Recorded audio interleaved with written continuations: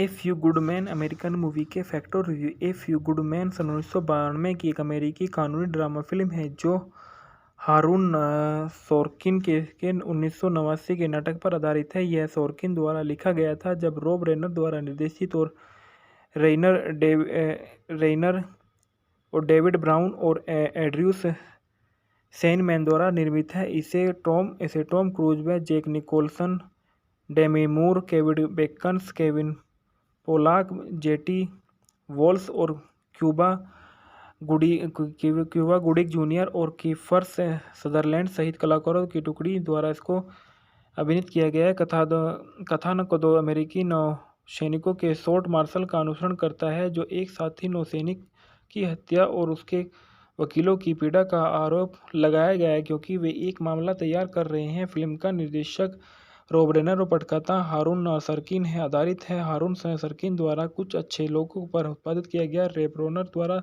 David brown द्वारा और एड्रयूस शेनमैन द्वारा अभिनीत टॉम क्रूज और जैक निकोलस अर्ध दलदल, Kevin Bacon, Kevin Pollak, James Marshall, jetty Walsh है और कीफर सदरलैंड है। छायांकन रॉबर्ट्स रिचर्डसन है। संपादित रॉबर्ट्स लिटन है। संगीत मार्क सेमन है। Production company castle rock entertainment है। वितरित किया गया कोलंबिया पिक्चर्स द्वारा। रिलीज करने की तारीख 9 सितंबर सन 1992 वेस्टवुड लॉस एंजल्स है। 11 दिसंबर सन 1992 संयुक्त राज्य अमेरिका। कार्यक्रम का समय 138 मिनट था। फिल्म का देश संयुक्त राज्य अमेरिका, भाषा अंग्रेजी और बजट 33 से 40 मिलियन डॉलर तक का था। इसने बॉक्स ऑफिस पर 243.2 मिलियन तक की कमाई की।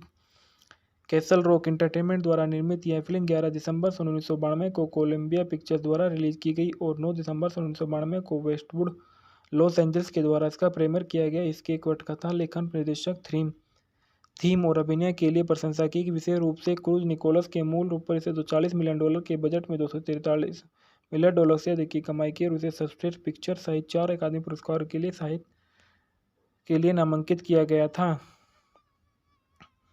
इसके बाद बताया जाता है कि क्यूबा में गांतनामों में केवल बेस पर एक निजी विलियम सेटियांगो का एक समुद्री जो रात को बीच बांध कर पीटा जाता था और उसे मर्द पाए जाने के बाद लास कॉर्पोरल होरोल्ड्स डासन के प्राइवेट फर्स्ट क्लास डाउनी पर उसकी हत्या का आरोप लगाया जाता था और कोर्ट्स मामला मार्शल का सामना किया जाता था। उनका बचाव यूनाइटेड स्टेट नेवी जेसी कोर्प्स लेफ्टिनेंट डेनियल्स काफ़ी को सौंप दिया गया था जो एक कोलो वकील है जो प्ली बार्गेन के लिए रुचि रखते हैं। एक अन्य जेजी वकील जो आन गोलोवे काफ़ी की वरिष्ठ से संदेह और कुछ गड़बड़ है जो सेठी गायकों की मृत्यु तब हुई थी उसके स्थानांतरित करने के लिए आदेश की श्रृंखला को तोड़ दिया और लेफ्टिनेंट कर्नल मैथ्यू मार्किसन को सेटियांगो को स्थानांतरित करने की वकालत की,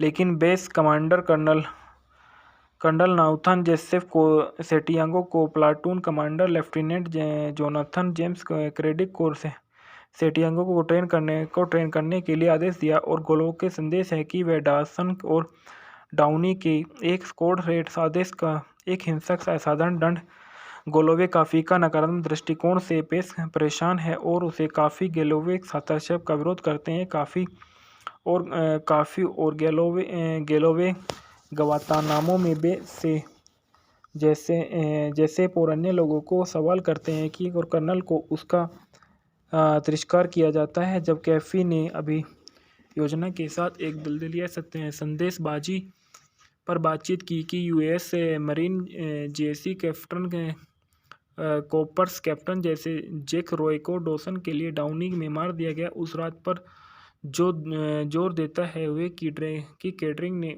उन्हें कोड रेड आदेश किया। वे कभी भी सोटियांगो को मारने का इरादा नहीं रखते और यह अपमानजनक होगा। एक दलित सौदा मारना काफ़ी का इरादा वकील के रूप में हटाने का है क्योंकि उन्हें लगता है कि परीक्षण व्यर्थ है, लेकिन अभिमान पर काफ़ी अप्रत्याशित रूप से प्रतिवादियों के लिए दोषी नहीं होने के लिए दलील देता है। वह गोलोव को बताता है कि उसे इस मामले को संभालने के लिए चुना गया था क्योंकि उसे एक याचिका स्वीकार करने की अपेक्षा की गई थी और तब मामले को शांत रखा जाएगा। मार्किंसन माफ़ी से गुप्त रूप से निकलता है और कहता है कि वह जोसेफ से कभी भी सैंटियागो के लिए स्थानांतरण का आदेश नहीं दिया।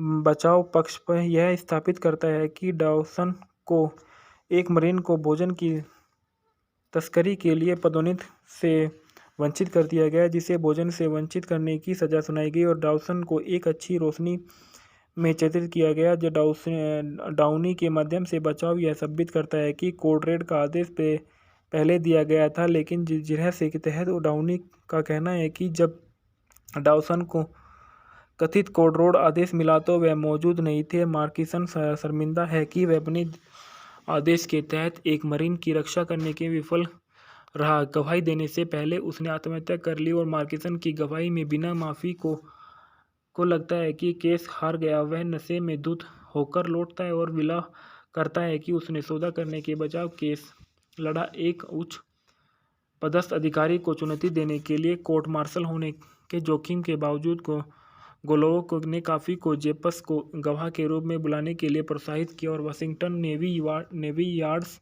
कोर्ट में जोसेफ का काफ़ी से पूछताछ के उलझ जाता है। लेकिन जब काफ़ी अपनी गवाही को विरोधाभास में की ओर इशारा करता है तो वह नर्वस हो जाता है और जोसेफ ने कहा कि उसके मरीन कभी भी आदेश को अवहेलना नहीं करेंगे और सैंटियागो को अपनी सुरक्षा के लिए स्थानांतरित किया जाना था। काफ़ी पूछताछ कि अगर जोसेफ ने अपने आदमियों को उसे अकेला छोड़ देने का आदेश दिया तो सैंटियागो खतरे में है क्यों था।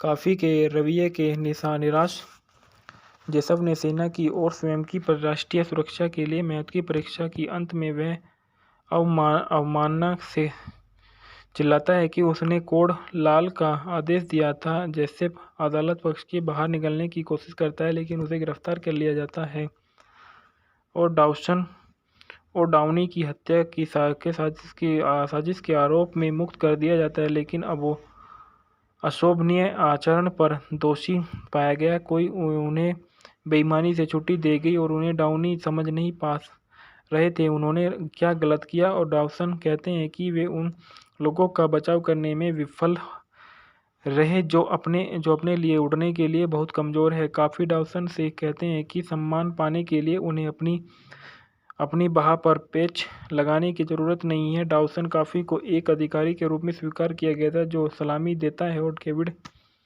केड्रिक को गिरफ्तार करने के लिए रोस को ले जाने से पहले काफ़ी को रोस के एक दूसरे का अभिवादन किया जाता है। A few good man American movie के फैक्ट और review. A few good man सन 1992 की एक अमेरिकी कानूनी ड्रामा फिल्म है जो हारून सोर्किन के 1989 के नाटक पर आधारित है। यह सोर्किन द्वारा लिखा गया था जब रॉब रेनर द्वारा निर्देशित और रेइनर और डेविड ब्राउन और एड्रयूस शेनमैन द्वारा निर्मित है। इसे टॉम क्रूज व जैक निकोलसन, डेमी मूर, Kevin Bacon, Kevin Pollock, jetty walls और क्यूबा गुडिक जूनियर और कीफर सदरलैंड सहित कलाकारों की टुकड़ी द्वारा इसको अभिनीत किया गया है। कथानक दो अमेरिकी नौसैनिकों के शॉर्ट मार्शल का अनुसरण करता है जो एक साथी नौसैनिक की हत्या और उसके वकीलों की पीड़ा का आरोप लगाया गया है क्योंकि वे एक मामला तैयार कर रहे हैं। फिल्म का निर्देशक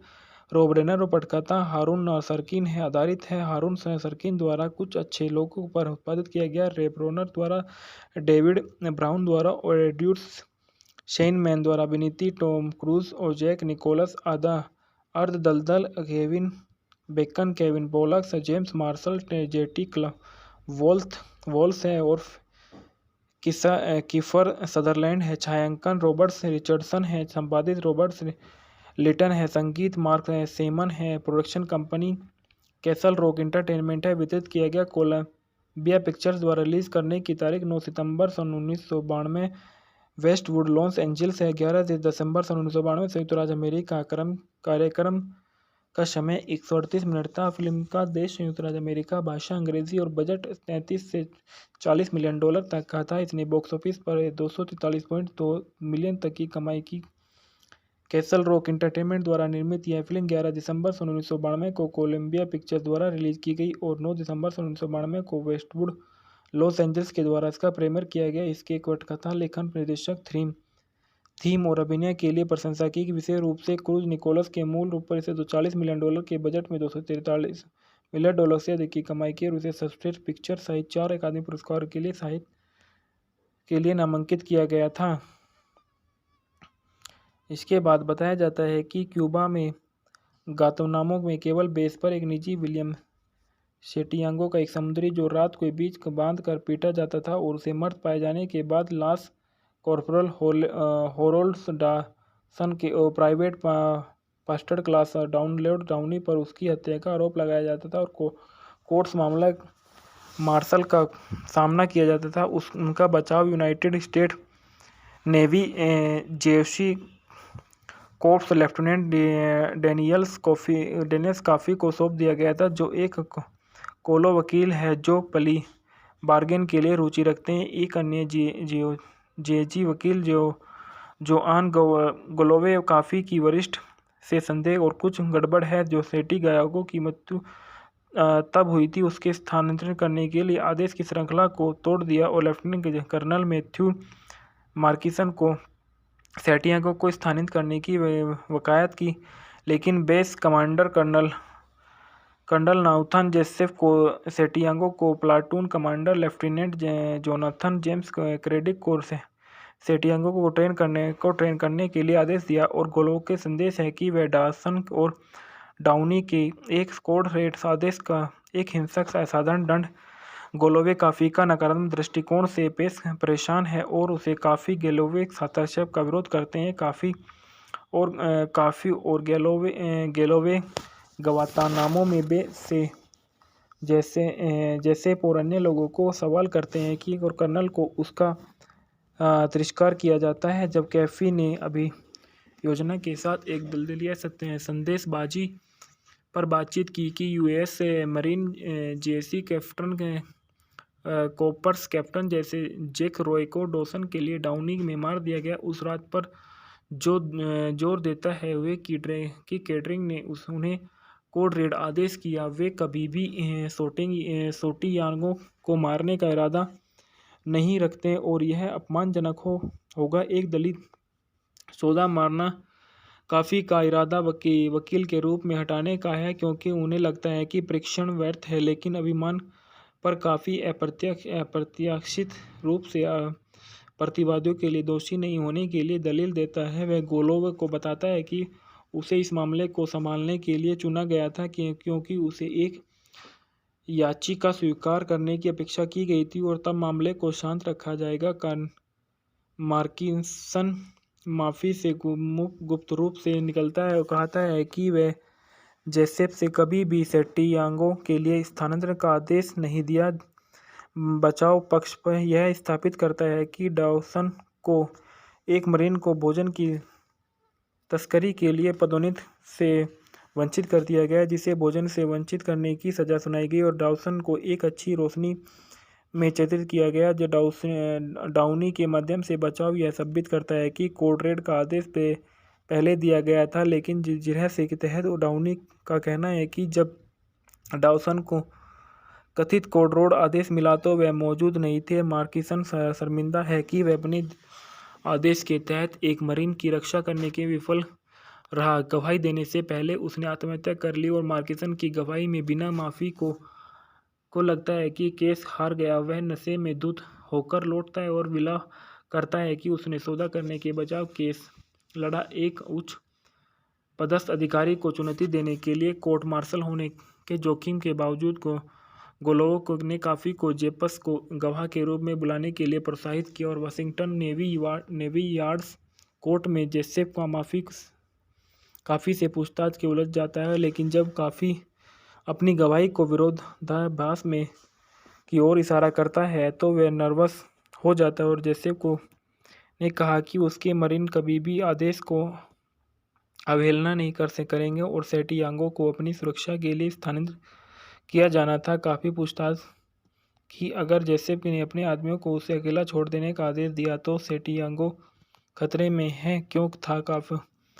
काफ़ी के रवैये के निराश जेसफ ने सेना की और स्वयं की राष्ट्रीय सुरक्षा के लिए महत्व की परीक्षा की। अंत में वह अवमानना से चिल्लाता है कि उसने कोड लाल का आदेश दिया था। जेसफ अदालत पक्ष के बाहर निकलने की कोशिश करता है, लेकिन उसे गिरफ्तार कर लिया जाता है और डाउनी की हत्या की साजिश के आरोप में मुक्त कर दिया जाता है। लेकिन अब वो अशोभनीय आचरण पर दोषी पाया गया। कोई उन्हें बेईमानी से छुट्टी दे गई और उन्हें डाउनी समझ नहीं पा रहे थे उन्होंने क्या गलत किया। और डाउसन कहते हैं कि वे उन लोगों का बचाव करने में विफल रहे जो अपने लिए उड़ने के लिए बहुत कमज़ोर है। काफ़ी डाउसन से कहते हैं कि सम्मान पाने के लिए उन्हें अपनी बाह पर पेच लगाने की ज़रूरत नहीं है। डाउसन काफ़ी को एक अधिकारी के रूप में स्वीकार किया गया था जो सलामी देता है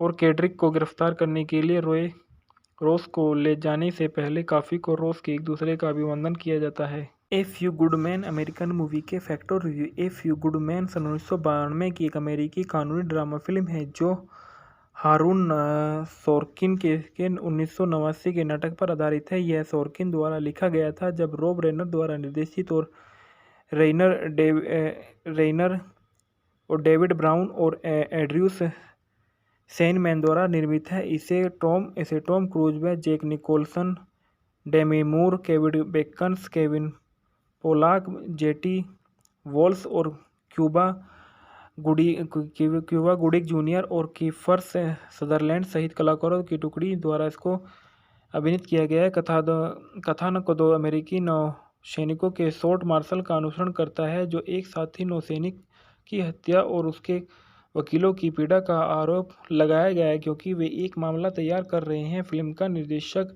रॉब रेनर और पटकथा हारून सरकिन है आधारित है। हारून सरकिन द्वारा कुछ अच्छे लोगों पर उत्पादित किया गया। रॉब रेनर द्वारा, डेविड ब्राउन द्वारा और एड्रयूस शेनमैन द्वारा अभिनीति टॉम क्रूज और जैक निकोलस अर्धदलदल, Kevin Bacon, Kevin Pollak, James Marshall, jetty Walsh है और कीफर सदरलैंड है। छायांकन रॉबर्ट्स रिचर्डसन है। संपादित रॉबर्ट्स लिटन है। संगीत मार्क सेमन है। Production company castle rock entertainment है। वितरित किया गया कोलंबिया पिक्चर्स द्वारा रिलीज करने की तारीख 9 सितंबर सन 1992 वेस्टवुड लॉस एंजल्स है। 11 दिसंबर सन 1992 संयुक्त राज्य अमेरिका। कार्यक्रम का समय 138 मिनट था। फिल्म का देश संयुक्त राज्य अमेरिका, भाषा अंग्रेजी और बजट 33 से 40 मिलियन डॉलर तक का था। इसने बॉक्स ऑफिस पर 243.2 मिलियन तक की कमाई की। कैसल रॉक एंटरटेनमेंट द्वारा निर्मित यह फिल्म 11 दिसंबर सन 1992 को कोलंबिया पिक्चर्स द्वारा रिलीज की गई और 9 दिसंबर सन 1992 को वेस्टवुड लॉस एंजल्स के द्वारा इसका प्रीमियर किया गया। इसके पटकथा, लेखन, निर्देशक, थीम और अभिनय के लिए प्रशंसा की। विशेष रूप से क्रूज निकोलस के मूल रूप पर इसे 240 मिलियन डॉलर के बजट में 243 मिलियन डॉलर से अधिक की कमाई की और उसे सर्वश्रेष्ठ पिक्चर सहित 4 अकादमी पुरस्कार के लिए नामांकित किया गया था। इसके बाद बताया जाता है कि क्यूबा में गांतानामो में केवल बेस पर एक निजी विलियम सेटियांगो का एक समुद्री जो रात को बीच बांध कर पीटा जाता था और उसे मर्द पाए जाने के बाद लास कॉर्पोरल होरोल्ड डासन के प्राइवेट फर्स्ट क्लास डाउनी पर उसकी हत्या का आरोप लगाया जाता था और कोर्ट्स मामला मार्शल का सामना किया जाता था। उनका बचाव यूनाइटेड स्टेट नेवी जेसी कोर्प्स लेफ्टिनेंट डेनियल्स काफ़ी को सौंप दिया गया था जो एक कोलो वकील है जो प्ली बार्गेन के लिए रुचि रखते हैं। एक अन्य जेजी वकील जोआन ग्लोवे काफ़ी की वरिष्ठ से संदेह और कुछ गड़बड़ है जो सेटी गायागो की मृत्यु तब हुई थी उसके स्थानांतरण करने के लिए आदेश की श्रृंखला को तोड़ दिया और लेफ्टिनेंट कर्नल मैथ्यू मार्किसन को सेटियांगो को स्थानांतरित करने की वकालत की, लेकिन base commander colonel Nathan Joseph को सेटियांगो को platoon commander lieutenant Jonathan James Kendrick को सेटियांगो को ट्रेन करने के लिए आदेश दिया। और गोलो के संदेश है कि वह डासन और डाउनी के एक स्क्वाड रेड आदेश का एक हिंसक असाधारण दंड गोलोवे काफ़ी का नकारात्मक दृष्टिकोण से पेश परेशान है और उसे काफ़ी गेलोवे हस्तक्षेप का विरोध करते हैं। काफ़ी और गेलोवे गवातानामो में बे से जैसे और अन्य लोगों को सवाल करते हैं कि और कर्नल को उसका तिरस्कार किया जाता है। जब कैफी ने अभी योजना के साथ एक दलदलिया संदेशबाजी पर बातचीत की कि यूएस मरीन जेसी कैप्टन कॉपर्स कैप्टन जैसे जैक रॉय को डॉसन के लिए डाउनी में मार दिया गया, उस रात पर जो जोर देता है वे कि कैटरिंग ने उन्हें कोड रेड आदेश किया। वे कभी भी सोटियांगों को मारने का इरादा नहीं रखते और यह अपमानजनक होगा एक दलित सौदा मारना। काफ़ी का इरादा वकील के रूप में हटाने का है क्योंकि उन्हें लगता है कि परीक्षण व्यर्थ है, लेकिन अभिमान पर काफ़ी अप्रत्याशित रूप से प्रतिवादियों के लिए दोषी नहीं होने के लिए दलील देता है। वह गोलोव को बताता है कि उसे इस मामले को संभालने के लिए चुना गया था क्योंकि उसे एक याचिका स्वीकार करने की अपेक्षा की गई थी और तब मामले को शांत रखा जाएगा। मार्किंसन माफ़ी से गुप्त रूप से निकलता है और कहता है कि वह जेसेप से कभी भी सेटियांगो के लिए स्थानांतरण का आदेश नहीं दिया। बचाव पक्ष पर यह स्थापित करता है कि डॉसन को एक मरीन को भोजन की तस्करी के लिए पदोन्नति से वंचित कर दिया गया, जिसे भोजन से वंचित करने की सज़ा सुनाई गई और डॉसन को एक अच्छी रोशनी में चित्रित किया गया। जो डाउनी के माध्यम से बचाव यह साबित करता है कि कोड रेड का आदेश पहले दिया गया था, लेकिन रहस्य के तहत डाउनी का कहना है कि जब डॉसन को कथित कोड रेड आदेश मिला तो वह मौजूद नहीं थे। मार्किसन शर्मिंदा है कि वह अपने आदेश के तहत एक मरीन की रक्षा करने के विफल रहा। गवाही देने से पहले उसने आत्महत्या कर ली और मार्किसन की गवाही में बिना माफ़ी को लगता है कि केस हार गया। वह नशे में धुत होकर लौटता है और विला करता है कि उसने सौदा करने के बजाय केस लड़ा। एक उच्च पदस्थ अधिकारी को चुनौती देने के लिए कोर्ट मार्शल होने के जोखिम के बावजूद गोलोव ने काफ़ी को जेपस को गवाह के रूप में बुलाने के लिए प्रोत्साहित किया और वाशिंगटन नेवी यार्ड्स कोर्ट में जेसेप का काफ़ी से पूछताछ के उलझ जाता है। लेकिन जब काफ़ी अपनी गवाही को विरोधाभास में की ओर इशारा करता है तो वह नर्वस हो जाता है और जेसेप ने कहा कि उसके मरीन कभी भी आदेश को अवहेलना नहीं करेंगे और सेटियांगो को अपनी सुरक्षा के लिए स्थानांतरित किया जाना था। काफ़ी पूछताछ कि अगर जेसेप ने अपने आदमियों को उसे अकेला छोड़ देने का आदेश दिया तो सेटियांगो खतरे में है क्यों था। काफ़ी के रवैये के निराश जेसप ने सेना की और स्वयं की राष्ट्रीय सुरक्षा के लिए महत्व की परीक्षा की। अंत में वह अवमानना से चिल्लाता है कि उसने कोड लाल का आदेश दिया था। जेसेप अदालत पक्ष के बाहर निकलने की कोशिश करता है लेकिन उसे गिरफ्तार कर लिया जाता है और डाउनी की हत्या की साजिश के आरोप में मुक्त कर दिया जाता है, लेकिन अब वो अशोभनीय आचरण पर दोषी पाया गया। उन्हें बेईमानी से छुट्टी दी गई और उन्हें डाउनी समझ नहीं पा रहे थे उन्होंने क्या गलत किया और डॉसन कहते हैं कि वे उन लोगों का बचाव करने में विफल रहे जो अपने लिए उड़ने के लिए बहुत कमज़ोर है। काफ़ी डॉसन से कहते हैं कि सम्मान पाने के लिए उन्हें अपनी बाह पर पेच लगाने की ज़रूरत नहीं है। डॉसन काफ़ी को एक अधिकारी के रूप में स्वीकार किया गया था जो सलामी देता है और केड्रिक को गिरफ्तार करने के लिए रोस को ले जाने से पहले काफ़ी को रोस के एक दूसरे का अभिवादन किया जाता है। A few good man American movie के factor review. A few good man 1992 की एक अमेरिकी कानूनी ड्रामा फिल्म है जो हारून सोर्किन के 1989 के नाटक पर आधारित है। यह सोर्किन द्वारा लिखा गया था जब रॉब रेनर द्वारा निर्देशित और रेइनर और डेविड ब्राउन और एड्रयूस सेनमैन द्वारा निर्मित है। इसे टॉम क्रूज व जैक निकोलसन, डेमी मूर, Kevin Bacon, Kevin Pollock, jetty walls और क्यूबा गुडिक जूनियर और कीफर सदरलैंड सहित कलाकारों की टुकड़ी द्वारा इसको अभिनीत किया गया है। कथानक को दो अमेरिकी सैनिकों के शॉर्ट मार्शल का अनुसरण करता है, जो एक साथी नौसैनिक की हत्या और उसके वकीलों की पीड़ा का आरोप लगाया गया है क्योंकि वे एक मामला तैयार कर रहे हैं। फिल्म का निर्देशक रॉब रेनर और पटकथा हारून सरकिन है। आधारित है हारून सरकिन द्वारा कुछ अच्छे लोगों पर उत्पादित किया गया, रॉब रेनर द्वारा, डेविड ब्राउन द्वारा और एड्यूर्स शेनमैन द्वारा अभिनीत टॉम क्रूज और जैक निकोलस अर्ध दलदल, Kevin Bacon, Kevin Pollak, James Marshall, jetty Walsh है और कीफर सदरलैंड है। छायांकन रॉबर्ट्स रिचर्डसन है। संपादित रॉबर्ट्स लिटन है। संगीत मार्क सेमन है। Production company castle rock entertainment है। वितरित किया गया कोलंबिया पिक्चर्स द्वारा। रिलीज करने की तारीख 9 सितंबर सन 1992, वेस्टवुड लॉस एंजल्स है। 11 दिसंबर सन 1992, संयुक्त राज्य अमेरिका। कार्यक्रम का समय 138 मिनट था। फिल्म का देश संयुक्त राज्य अमेरिका, भाषा अंग्रेजी और बजट 33 से 40 मिलियन डॉलर तक का था। इसने बॉक्स ऑफिस पर 243.2 मिलियन तक की कमाई की। कैसल रॉक एंटरटेनमेंट द्वारा निर्मित यह फिल्म 11 दिसंबर सन 1992 को कोलंबिया पिक्चर्स द्वारा रिलीज की गई और 9 दिसंबर सन 1992 को वेस्टवुड लॉस एंजल्स के द्वारा इसका प्रीमियर किया गया। इसके पटकथा, लेखन, निर्देशक, थीम और अभिनय के लिए प्रशंसा की। विशेष रूप से क्रूज निकोलस के मूल रूप पर इसे 240 मिलियन डॉलर के बजट में 243 मिलियन डॉलर से अधिक की कमाई की और उसे सर्वश्रेष्ठ पिक्चर सहित 4 अकादमी पुरस्कार के लिए साहित्य के लिए नामांकित किया गया था।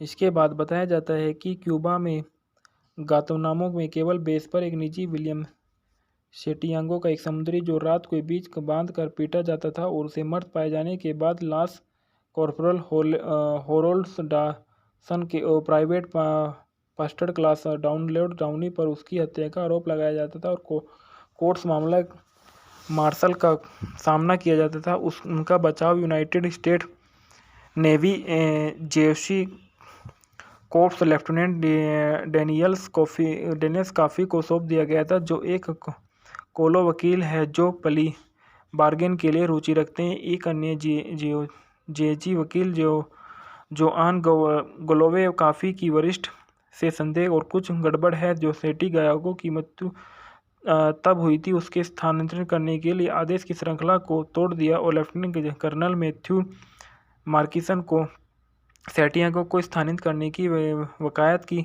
लेकिन base commander colonel Nathan Joseph को सेटियांगो को platoon commander lieutenant Jonathan James Kendrick को सेटियांगो को ट्रेन करने के लिए आदेश दिया और गोलोव के संदेश है कि वह डासन और डाउनी के एक स्क्वाड रेड आदेश का एक हिंसक असाधारण दंड।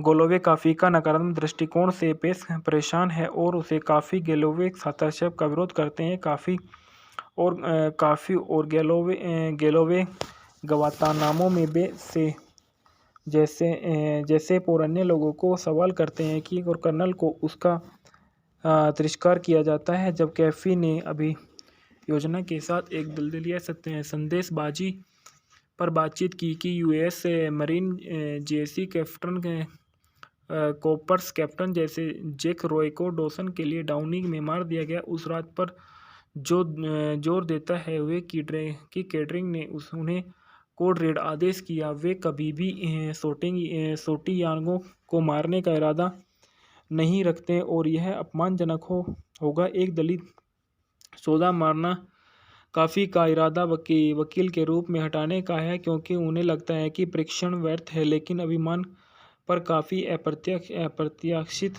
रूप से प्रतिवादियों के लिए दोषी नहीं होने के लिए दलील देता है। वह गोलोव को बताता है कि उसे इस मामले को संभालने के लिए चुना गया था क्योंकि उसे एक याचिका स्वीकार करने की अपेक्षा की गई थी और तब मामले को शांत रखा जाएगा। मार्किसन माफ़ी से गुप्त रूप से निकलता है और कहता है कि वह जोसेफ से कभी भी सेटियांगो के लिए स्थानांतरण का आदेश नहीं दिया। बचाव पक्ष पर यह स्थापित करता है कि डॉसन को एक मरीन को भोजन की तस्करी के लिए पदोन्नति से वंचित कर दिया गया, जिसे भोजन से वंचित करने की सज़ा सुनाई गई और डॉसन को एक अच्छी रोशनी में चित्रित किया गया जो डाउनी के माध्यम से बचाव यह साबित करता है कि कोड रेड का आदेश पहले दिया गया था, लेकिन जिस रहस्य के तहत डाउनी का कहना है कि जब डाउसन को कथित कोड रोड आदेश मिला तो वह मौजूद नहीं थे। मार्किसन शर्मिंदा है कि वह अपने आदेश के तहत एक मरीन की रक्षा करने के विफल रहा। गवाही देने से पहले उसने आत्महत्या कर ली और मार्किसन की गवाही में बिना माफ़ी को लगता है कि केस हार गया। वह नशे में धुत होकर लौटता है और विला करता है कि उसने सौदा करने के बजाय केस लड़ा। एक उच्च पदस्थ अधिकारी को चुनौती देने के लिए कोर्ट मार्शल होने के जोखिम के बावजूद गोलोव ने काफ़ी को जेपस को गवाह के रूप में बुलाने के लिए प्रोत्साहित किया और वाशिंगटन नेवी यार्ड्स कोर्ट में जेसेफ का काफ़ी से पूछताछ के उलझ जाता है। लेकिन जब काफ़ी अपनी गवाही को विरोधाभास में की ओर इशारा करता है तो वह नर्वस हो जाता है और जेसेफ ने कहा कि उसके मरीन कभी भी आदेश को अवहेलना नहीं करेंगे और सेंटियागो को अपनी सुरक्षा के लिए स्थानांतरित किया जाना था। काफ़ी पूछताछ की अगर जेसेफ ने अपने आदमियों को उसे अकेला छोड़ देने का आदेश दिया तो सेंटियागो खतरे में है क्यों था। काफ़ी के रवैये के निराश जेसेफ ने सेना की और स्वयं की राष्ट्रीय सुरक्षा के लिए महत्व की परीक्षा की। अंत में वह अवमानना से चिल्लाता है कि उसने कोड लाल का आदेश दिया था। जेसेफ अदालत पक्ष के बाहर निकलने की कोशिश करता है लेकिन उसे गिरफ्तार कर लिया जाता है और डाउनी की हत्या की साजिश के आरोप में मुक्त कर दिया जाता है। लेकिन अब वो अशोभनीय आचरण पर दोषी पाया गया। उन्हें बेईमानी से छुट्टी दे गई और उन्हें डाउनी समझ नहीं पा रहे थे उन्होंने क्या गलत किया। और डाउसन कहते हैं कि वे उन लोगों का बचाव करने में विफल रहे जो अपने लिए उड़ने के लिए बहुत कमज़ोर है। काफ़ी डाउसन से कहते हैं कि सम्मान पाने के लिए उन्हें अपनी बाह पर पेच लगाने की ज़रूरत नहीं है। डाउसन काफ़ी को एक अधिकारी के रूप में स्वीकार किया गया था जो सलामी देता है और केड्रिक को गिरफ्तार करने के लिए रोस को ले जाने से पहले काफ़ी को रोस के एक दूसरे का अभिवादन किया जाता है। A few good man American movie के factor review. A few good man सन 1992 की एक अमेरिकी कानूनी ड्रामा फिल्म है जो हारून सोर्किन के 1989 के नाटक पर आधारित है। यह सोर्किन द्वारा लिखा गया था जब रॉब रेनर द्वारा निर्देशित और रेइनर और डेविड ब्राउन और एड्रयूस सेनमैन द्वारा निर्मित है। इसे टॉम क्रूज व जैक निकोलसन, डेमी मूर, Kevin Bacon, Kevin Pollock, jetty walls और क्यूबा गुडिक जूनियर और कीफर सदरलैंड सहित कलाकारों की टुकड़ी द्वारा इसको अभिनीत किया गया है। कथानक दो अमेरिकी नौसैनिकों के शॉर्ट मार्शल का अनुसरण करता है जो एक साथी नौसैनिक की हत्या और उसके वकीलों की पीड़ा का आरोप लगाया गया है क्योंकि वे एक मामला तैयार कर रहे हैं। फिल्म का निर्देशक रॉब रेनर और पटकथा हारून सरकिन है। आधारित है हारून सरकिन द्वारा कुछ अच्छे लोगों पर उत्पादित किया गया। रॉब रेनर द्वारा, डेविड ब्राउन द्वारा और एड्रयूस सेनमैन द्वारा अभिनीत टॉम क्रूज और जैक निकोलस अर्धदलदल, Kevin Bacon, Kevin Pollak, James Marshall, jetty Walsh है और कीफर सदरलैंड है। छायांकन रॉबर्ट्स रिचर्डसन है। संपादित रॉबर्ट्स लिटन है। संगीत मार्क सेमन है। Production company castle rock entertainment है। वितरित किया गया कोलंबिया पिक्चर्स द्वारा। रिलीज करने की तारीख 9 सितंबर सन 1992 वेस्टवुड लॉस एंजल्स है। 11 दिसंबर सन 1992 संयुक्त राज्य अमेरिका। कार्यक्रम का समय 138 मिनट था। फिल्म का देश संयुक्त राज्य अमेरिका, भाषा अंग्रेजी और बजट 33 से 40 मिलियन डॉलर तक का था। इसने बॉक्स ऑफिस पर 243.2 मिलियन तक की कमाई की। कैसल रॉक एंटरटेनमेंट द्वारा निर्मित यह फिल्म 11 दिसंबर सन 1992 को कोलंबिया पिक्चर्स द्वारा रिलीज की गई और 9 दिसंबर सन 1992 को वेस्टवुड लॉस एंजल्स के द्वारा इसका प्रीमियर किया गया। इसके पटकथा, लेखन, निर्देशक, थीम और अभिनय के लिए प्रशंसा की। विशेष रूप से क्रूज निकोलस के मूल रूप पर इसे 240 मिलियन डॉलर के बजट में 243 मिलियन डॉलर से अधिक की कमाई की और उसे सर्वश्रेष्ठ पिक्चर सहित 4 अकादमी पुरस्कार के लिए साहित्य के लिए नामांकित किया गया था।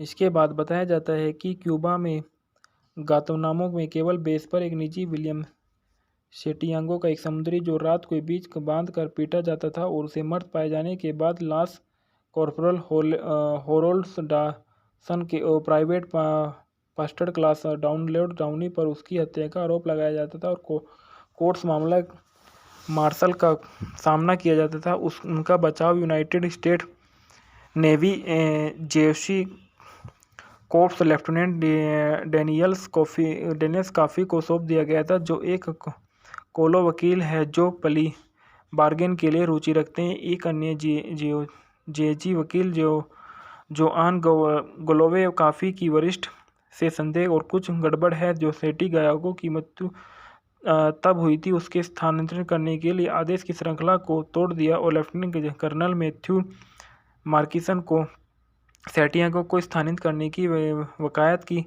लेकिन base commander colonel Nathan Joseph को सेटियागो को platoon commander lieutenant Jonathan James Kendrick को सेटियागो को ट्रेन करने के लिए आदेश दिया। और गोलो के संदेश है कि वह डॉसन और डाउनी के एक स्क्वाड रेड आदेश का एक हिंसक असाधारण दंड।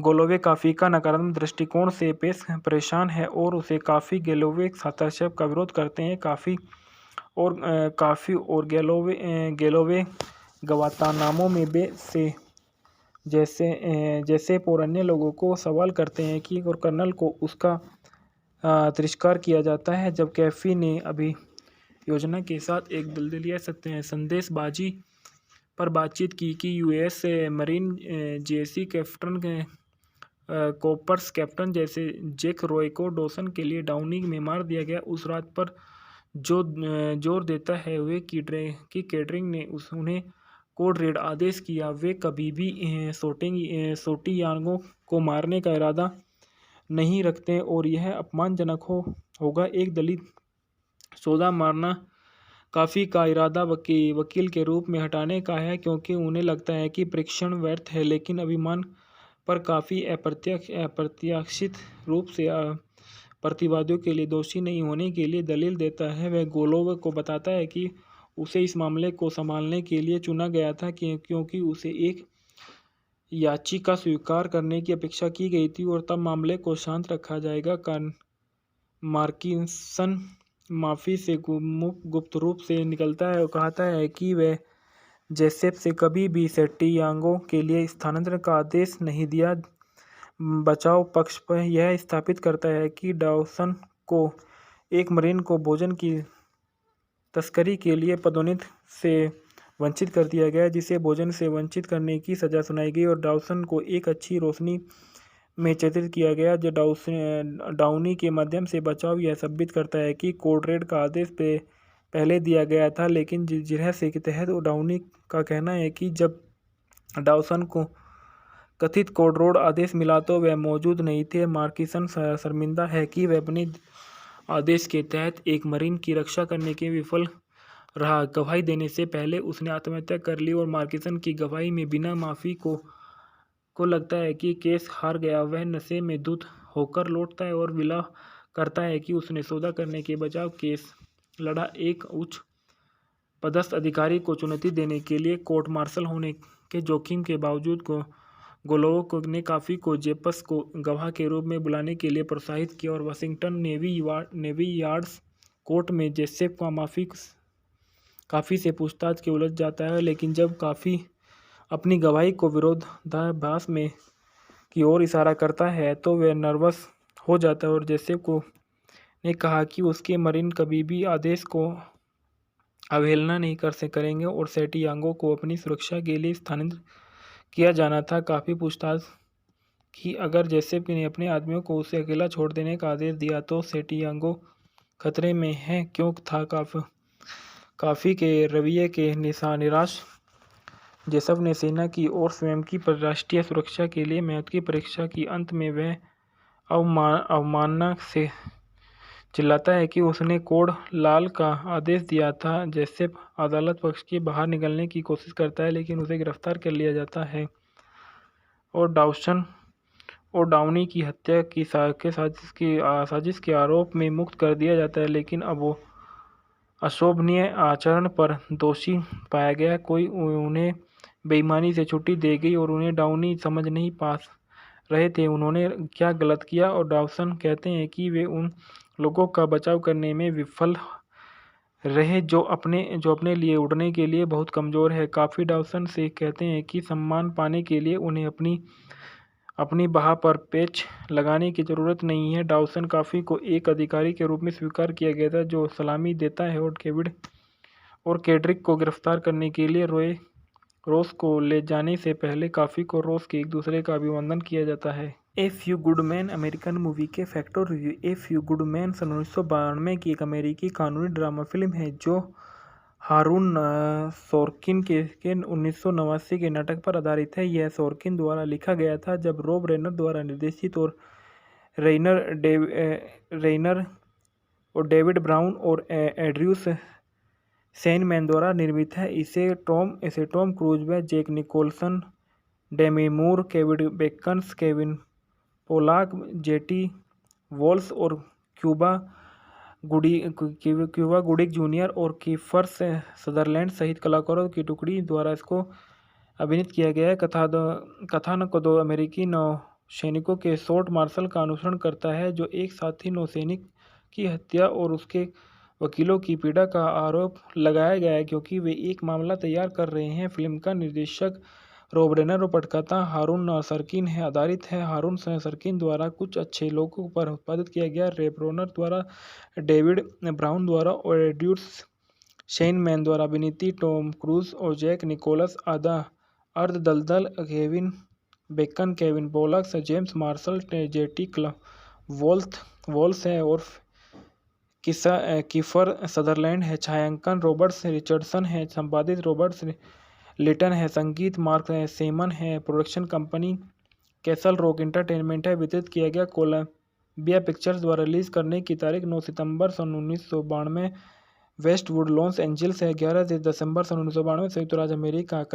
कार्यक्रम का समय 138 मिनट था। फिल्म का देश संयुक्त राज्य अमेरिका, भाषा अंग्रेजी और बजट 33 से 40 मिलियन डॉलर तक का था। इसने बॉक्स ऑफिस पर 243.2 मिलियन तक की कमाई की। कैसल रॉक एंटरटेनमेंट द्वारा निर्मित यह फिल्म 11 दिसंबर सन 1992 को कोलंबिया पिक्चर्स द्वारा रिलीज की गई और 9 दिसंबर सन 1992 को वेस्टवुड लॉस एंजल्स के द्वारा इसका प्रीमियर किया गया। इसके पटकथा, लेखन, निर्देशक, थीम और अभिनय के लिए प्रशंसा की। विशेष रूप से क्रूज निकोलस के मूल रूप पर इसे 240 मिलियन डॉलर के बजट में 243 मिलियन डॉलर से अधिक की कमाई की और उसे सर्वश्रेष्ठ पिक्चर सहित 4 अकादमी पुरस्कार के लिए साहित्य के लिए नामांकित किया गया था। इसके बाद बताया जाता है कि क्यूबा में गांतानामो में केबल बेस पर एक निजी विलियम सेटियांगो का एक समुद्री जो रात को बीच बांध कर पीटा जाता था और उसे मर्द पाए जाने के बाद लास कॉर्पोरल होरोल्ड्स डासन के प्राइवेट मास्टर क्लास डाउनी पर उसकी हत्या का आरोप लगाया जाता था और कोर्ट्स मामला मार्शल का सामना किया जाता था। उनका बचाव यूनाइटेड स्टेट नेवी जेसी कोर्प्स लेफ्टिनेंट डेनियल्स काफ़ी को सौंप दिया गया था जो एक कोलो वकील है जो प्ली बार्गेन के लिए रुचि रखते हैं। एक अन्य जेजी वकील जो आन ग्लोवे काफ़ी की वरिष्ठ से संदेह और कुछ गड़बड़ है जो सेटी गायागो की मृत्यु तब हुई थी उसके स्थानांतरित करने के लिए आदेश की श्रृंखला को तोड़ दिया और लेफ्टिनेंट कर्नल मैथ्यू मार्किसन को सेटियांगो को स्थानांतरित करने की वकालत की, लेकिन base commander colonel Nathan Joseph को सेटियांगो को platoon commander lieutenant Jonathan James Kendrick को सेटियांगो को ट्रेन करने के लिए आदेश दिया और गोलो के संदेश है कि वह डासन और डाउनी के एक स्क्वाड रेड आदेश का एक हिंसक असाधारण दंड गोलोवे काफ़ी का नकारात्मक दृष्टिकोण से परेशान है और उसे काफ़ी गेलोवे हस्तक्षेप का विरोध करते हैं। काफ़ी और गेलोवे गवातानामो में से जैसे और अन्य लोगों को सवाल करते हैं कि और कर्नल को उसका तिरस्कार किया जाता है जब कैफी ने अभी योजना के साथ एक दलदलिया संदेशबाजी पर बातचीत की कि यूएस मरीन जेसी कैप्टन कॉपर्स कैप्टन जैसे जैक रॉय को डॉसन के लिए डाउनी में मार दिया गया। उस रात पर जो जोर देता है वे कि कैटरिंग ने उन्हें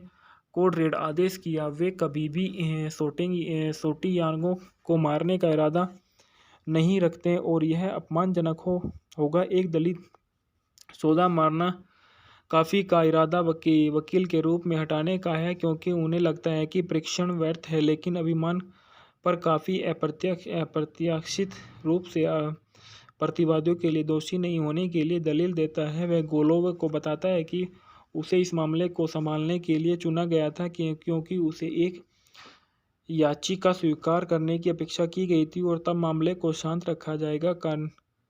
मार्किंसन माफ़ी से गुप्त रूप से निकलता है और कहता है कि वह जेसेप से कभी भी सेंटियागो के लिए स्थानांतरण का आदेश नहीं दिया।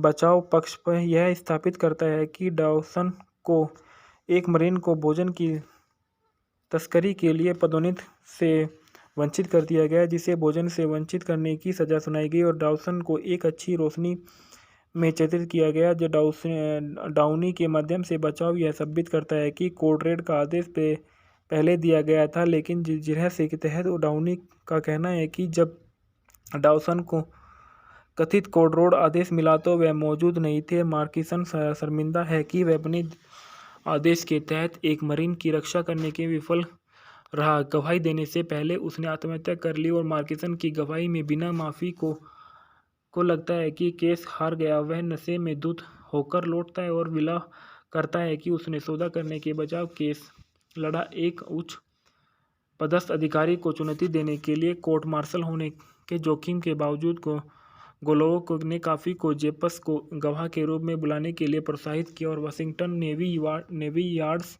कोर्ट में जेसेप का काफ़ी से पूछताछ के उलझ जाता है। लेकिन जब काफ़ी अपनी गवाही को विरोधाभास में की ओर इशारा करता है तो वह नर्वस हो जाता है और जेसेप ने कहा कि उसके मरीन कभी भी आदेश को अवहेलना नहीं करेंगे और सेंटियागो को अपनी सुरक्षा के लिए स्थानांतरित किया जाना था। काफ़ी पूछताछ कि अगर जेसेप ने अपने आदमियों को उसे अकेला छोड़ देने का आदेश दिया तो सेंटियागो खतरे में है क्यों था। काफ़ी के रवैये के निराश जेसप ने सेना की और स्वयं की राष्ट्रीय सुरक्षा के लिए महत्व की परीक्षा की। अंत में वह अवमानना से चिल्लाता है कि उसने कोड लाल का आदेश दिया था। जेसेप अदालत पक्ष के बाहर निकलने की कोशिश करता है, लेकिन उसे गिरफ्तार कर लिया जाता है और डॉसन और डाउनी की हत्या की साजिश के आरोप में मुक्त कर दिया जाता है, लेकिन अब वो अशोभनीय आचरण पर दोषी पाया गया। उन्हें बेईमानी से छुट्टी दी गई और उन्हें डाउनी समझ नहीं पा रहे थे उन्होंने क्या गलत किया और डॉसन कहते हैं कि वे उन लोगों का बचाव करने में विफल रहे जो अपने लिए उड़ने के लिए बहुत कमज़ोर है। काफ़ी डॉसन से कहते हैं कि सम्मान पाने के लिए उन्हें अपनी बाह पर पेच लगाने की ज़रूरत नहीं है। डॉसन काफ़ी को एक अधिकारी के रूप में स्वीकार किया गया था जो सलामी देता है और केड्रिक को गिरफ्तार करने के लिए रोस को ले जाने से पहले काफ़ी को रोस के एक दूसरे का अभिवादन किया जाता है। A few good man American movie के फैक्ट और review. A few good man सन 1992 की एक अमेरिकी कानूनी ड्रामा फिल्म है जो हारून सोर्किन के 1989 के नाटक पर आधारित है। यह सोर्किन द्वारा लिखा गया था जब रॉब रेनर द्वारा निर्देशित और रेइनर और डेविड ब्राउन और एड्रयूस शेनमैन द्वारा निर्मित है। इसे टॉम क्रूज व जैक निकोलसन, डेमी मूर, Kevin Bacon, Kevin Pollock, jetty walls और क्यूबा गुडिक जूनियर और कीफर सदरलैंड सहित कलाकारों की टुकड़ी द्वारा इसको अभिनीत किया गया है। कथानक दो अमेरिकी नौसैनिकों के शॉर्ट मार्शल का अनुसरण करता है जो एक साथी नौसैनिक की हत्या और उसके वकीलों की पीड़ा का आरोप लगाया गया है क्योंकि वे एक मामला तैयार कर रहे हैं। फिल्म का निर्देशक रॉब रेनर और पटकथा हारून सरकिन है। आधारित है हारून सरकिन द्वारा कुछ अच्छे लोगों पर उत्पादित किया गया। रॉब रेनर द्वारा, डेविड ब्राउन द्वारा और एड्रयूस शेनमैन द्वारा अभिनीत टॉम क्रूज और जैक निकोलस अर्ध दलदल, Kevin Bacon, Kevin Pollak, James Marshall, jetty Walsh है और कीफर सदरलैंड है। छायांकन रॉबर्ट रिचर्डसन है। संपादित रॉबर्ट लिटन है। संगीत मार्क सेमन है। Production company castle rock entertainment है। वितरित किया गया कोलंबिया पिक्चर्स द्वारा रिलीज करने की तारीख 9 सितंबर सन 1992 वेस्टवुड लॉस एंजल्स है। 11 दिसंबर सन 1992 संयुक्त राज्य अमेरिका। कार्यक्रम का समय 138 मिनट था। फिल्म का देश संयुक्त राज्य अमेरिका, भाषा अंग्रेजी और बजट 33 से 40 मिलियन डॉलर तक का था। इसने बॉक्स ऑफिस पर 243.2 मिलियन तक की कमाई की। कैसल रॉक एंटरटेनमेंट द्वारा निर्मित यह फिल्म 11 दिसंबर सन 1992 को कोलंबिया पिक्चर्स द्वारा रिलीज की गई और 9 दिसंबर सन 1992 को वेस्टवुड लॉस एंजल्स के द्वारा इसका प्रीमियर किया गया। इसके पटकथा, लेखन, निर्देशक, थीम और अभिनय के लिए प्रशंसा की। विशेष रूप से क्रूज निकोलस के मूल रूप पर इसे 240 मिलियन डॉलर के बजट में 243 मिलियन डॉलर से अधिक की कमाई की और उसे सर्वश्रेष्ठ पिक्चर सहित 4 अकादमी पुरस्कार के लिए साहित्य के लिए नामांकित किया गया था।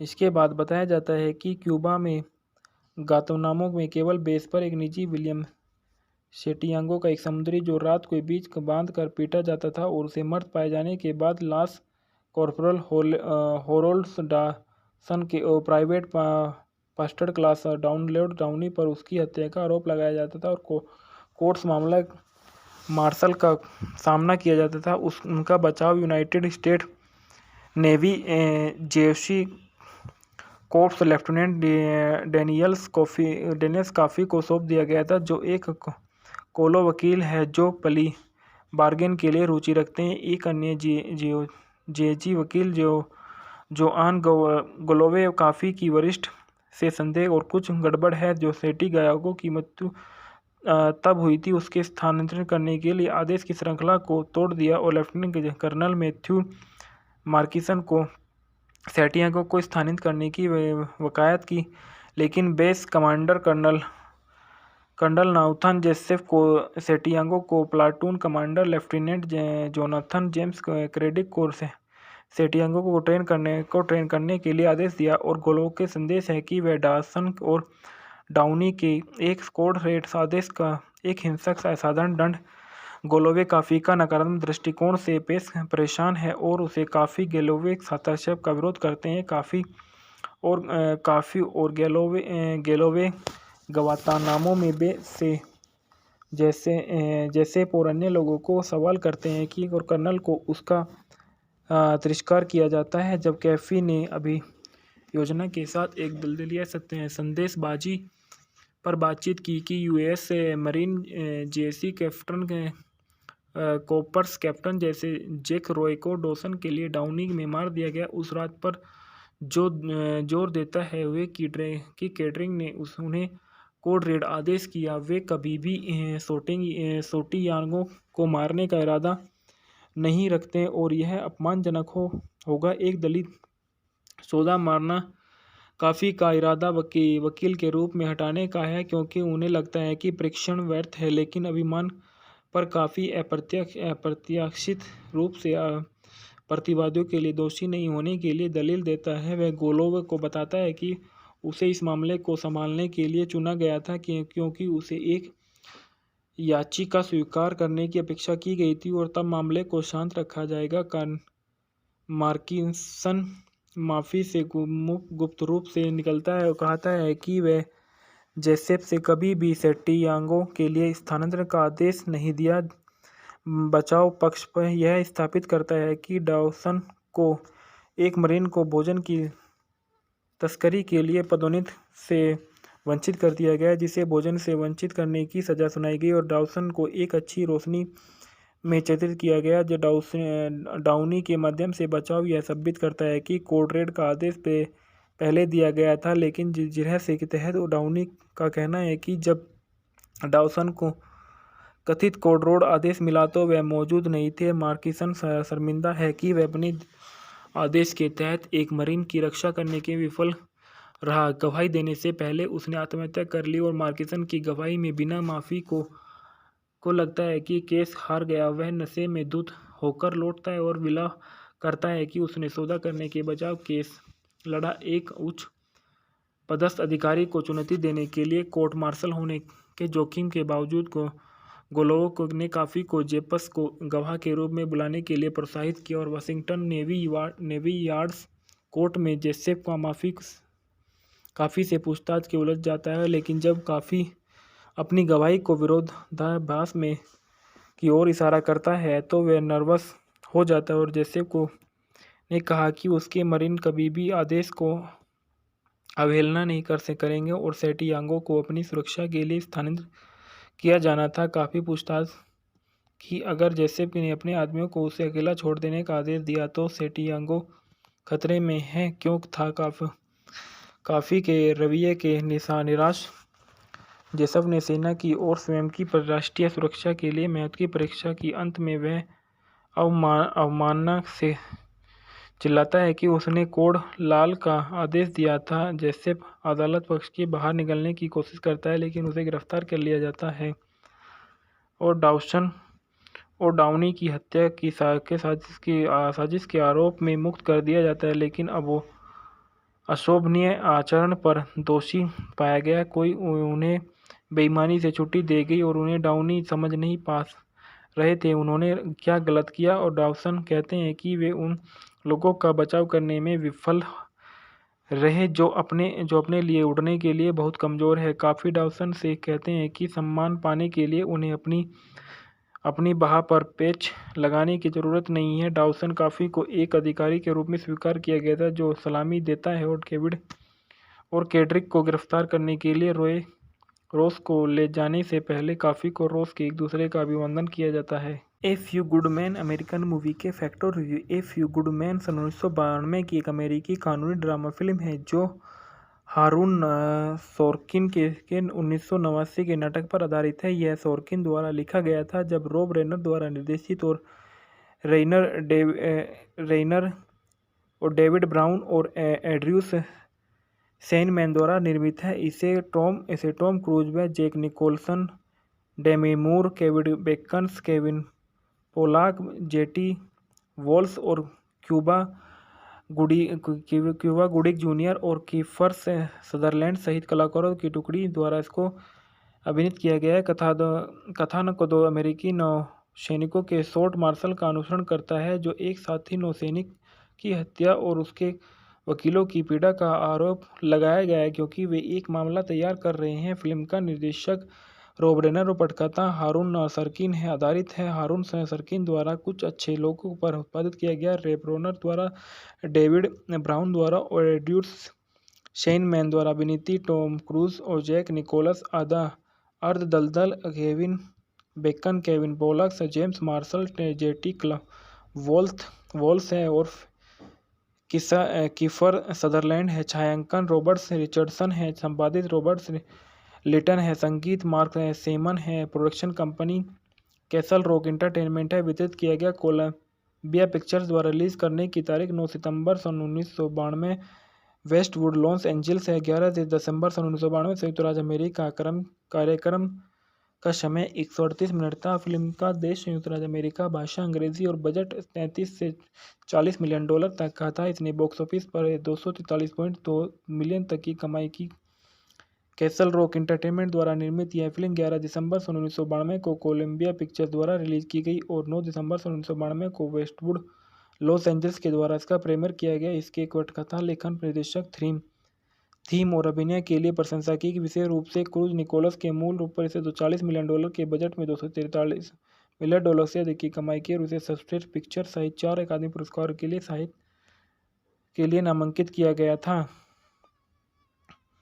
इसके बाद बताया जाता है कि क्यूबा में गांतानामो में केवल बेस पर एक निजी विलियम सेंटियागो का एक समुद्री जो रात को बीच बांध कर पीटा जाता था और उसे मर्द पाए जाने के बाद लास कॉर्पोरल होरोल्ड्स डासन के प्राइवेट फर्स्ट क्लास डाउनी पर उसकी हत्या का आरोप लगाया जाता था और कोर्ट्स मामला मार्शल का सामना किया जाता था। उनका बचाव यूनाइटेड स्टेट नेवी जेसी कोर्प्स लेफ्टिनेंट डेनियल्स काफ़ी को सौंप दिया गया था जो एक कोलो वकील है जो प्ली बार्गेन के लिए रुचि रखते हैं। एक अन्य जेजी वकील जो आन ग्लोवे काफ़ी की वरिष्ठ से संदेह और कुछ गड़बड़ है जो सेंटियागो की मृत्यु तब हुई थी उसके स्थानांतरित करने के लिए आदेश की श्रृंखला को तोड़ दिया और लेफ्टिनेंट कर्नल मैथ्यू मार्किसन को सेंटियागो को स्थानांतरित करने की वकालत की, लेकिन base commander colonel Nathan Joseph को सेंटियागो को platoon commander lieutenant Jonathan James Kendrick को सेंटियागो को ट्रेन करने के लिए आदेश दिया। और गोलोव के संदेश है कि वह डॉसन और डाउनी के एक स्क्वाड रेड आदेश का एक हिंसक असाधारण दंड। गोलोवे काफ़ी का नकारात्मक दृष्टिकोण से परेशान है और उसे काफ़ी गेलोवे हस्तक्षेप का विरोध करते हैं। काफ़ी और गेलोवे गवातानामो में बे से जैसे और अन्य लोगों को सवाल करते हैं कि और कर्नल को उसका तिरस्कार किया जाता है। जब कैफी ने अभी योजना के साथ एक दलदलिया संदेशबाजी पर बातचीत की कि यूएस मरीन जेसी कैप्टन कॉपर्स कैप्टन जैसे जैक रॉय को डॉसन के लिए डाउनी में मार दिया गया। उस रात पर जो जोर देता है वे कि कैटरिंग ने उन्हें कोड रेड आदेश किया। वे कभी भी सोटियागो को मारने का इरादा नहीं रखते और यह अपमानजनक होगा। एक दलित सौदा मारना काफ़ी का इरादा वकील के रूप में हटाने का है क्योंकि उन्हें लगता है कि परीक्षण व्यर्थ है, लेकिन अभिमान पर काफ़ी अप्रत्याशित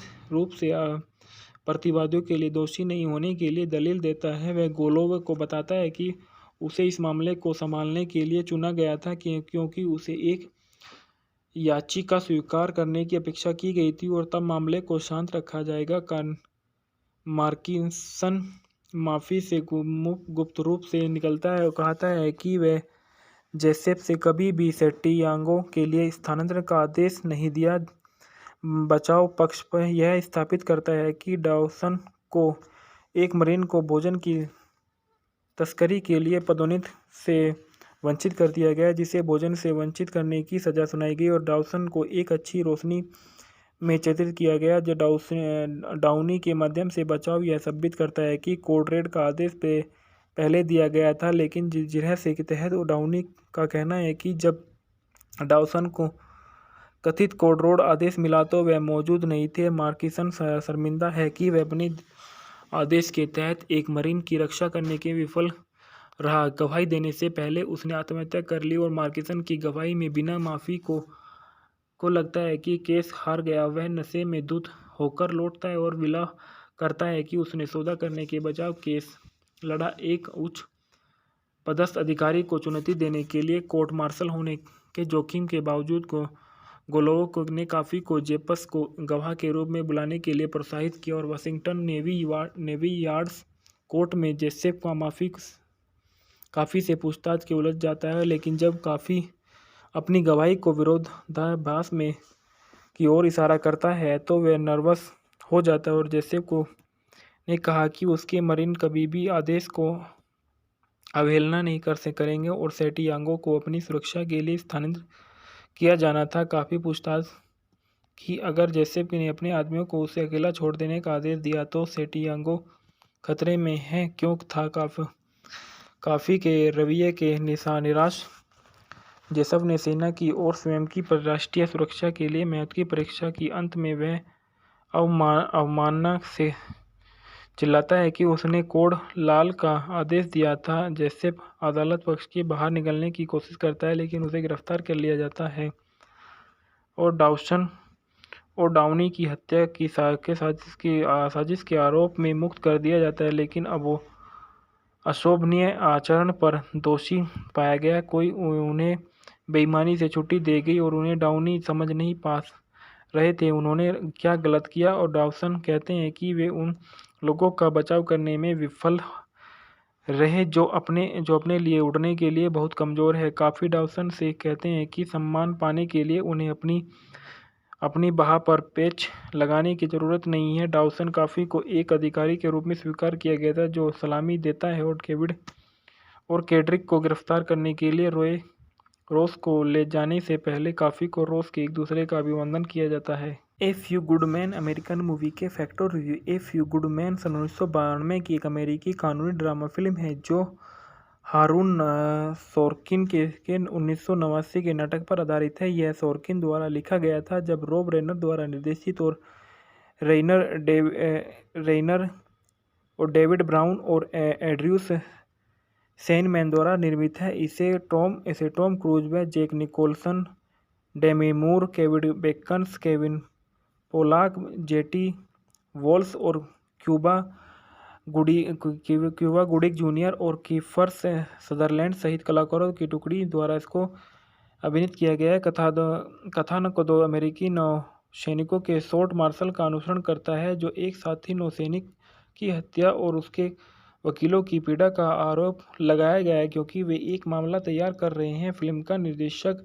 रॉब रेनर और पटकथा हारून सरकिन है आधारित है। हारून सरकिन द्वारा कुछ अच्छे लोगों पर उत्पादित किया गया। रॉब रेनर द्वारा, डेविड ब्राउन द्वारा और एड्वर्ड शेनमैन द्वारा अभिनीत टॉम क्रूज और जैक निकोलस अर्धदलदल, Kevin Bacon, Kevin Pollak, James Marshall, jetty Walsh है और कीफर सदरलैंड है। छायांकन रॉबर्ट रिचर्डसन है। संपादित रॉबर्ट लिटन है। संगीत मार्क सेमन है। Production company castle rock entertainment है। वितरित किया गया कोलंबिया पिक्चर्स द्वारा। रिलीज करने की तारीख 9 सितंबर सन 1992 वेस्टवुड लॉस एंजल्स है। 11 दिसंबर सन 1992 संयुक्त राज्य अमेरिका। कार्यक्रम का समय 138 मिनट था। फिल्म का देश संयुक्त राज्य अमेरिका, भाषा अंग्रेजी और बजट 33 से 40 मिलियन डॉलर तक का था। इसने बॉक्स ऑफिस पर 243.2 मिलियन तक की कमाई की। कैसल रॉक एंटरटेनमेंट द्वारा निर्मित यह फिल्म 11 दिसंबर सन 1992 को कोलंबिया पिक्चर्स द्वारा रिलीज की गई और 9 दिसंबर सन 1992 को वेस्टवुड लॉस एंजल्स के द्वारा इसका प्रीमियर किया गया। इसके पटकथा, लेखन, निर्देशक, थीम और अभिनय के लिए प्रशंसा की। विशेष रूप से क्रूज निकोलस के मूल रूप पर इसे 240 मिलियन डॉलर के बजट में 243 मिलियन डॉलर से अधिक की कमाई की और उसे सर्वश्रेष्ठ पिक्चर सहित 4 अकादमी पुरस्कार के लिए नामांकित किया गया था।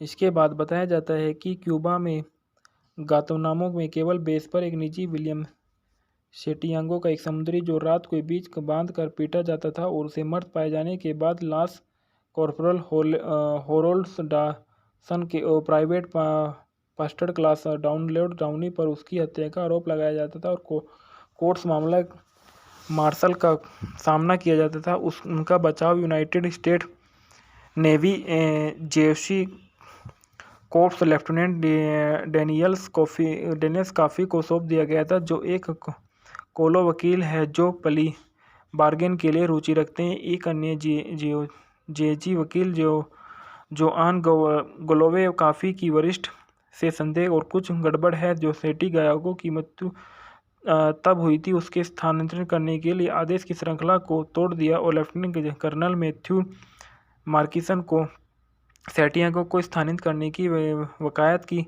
लेकिन base commander colonel Nathan Joseph को सेटियांगो को platoon commander lieutenant Jonathan James Kendrick को सेटियांगो को ट्रेन करने के लिए आदेश दिया और गोलो के संदेश है कि वह डासन और डाउनी के एक स्क्वाड रेड आदेश का एक हिंसक असाधारण दंड।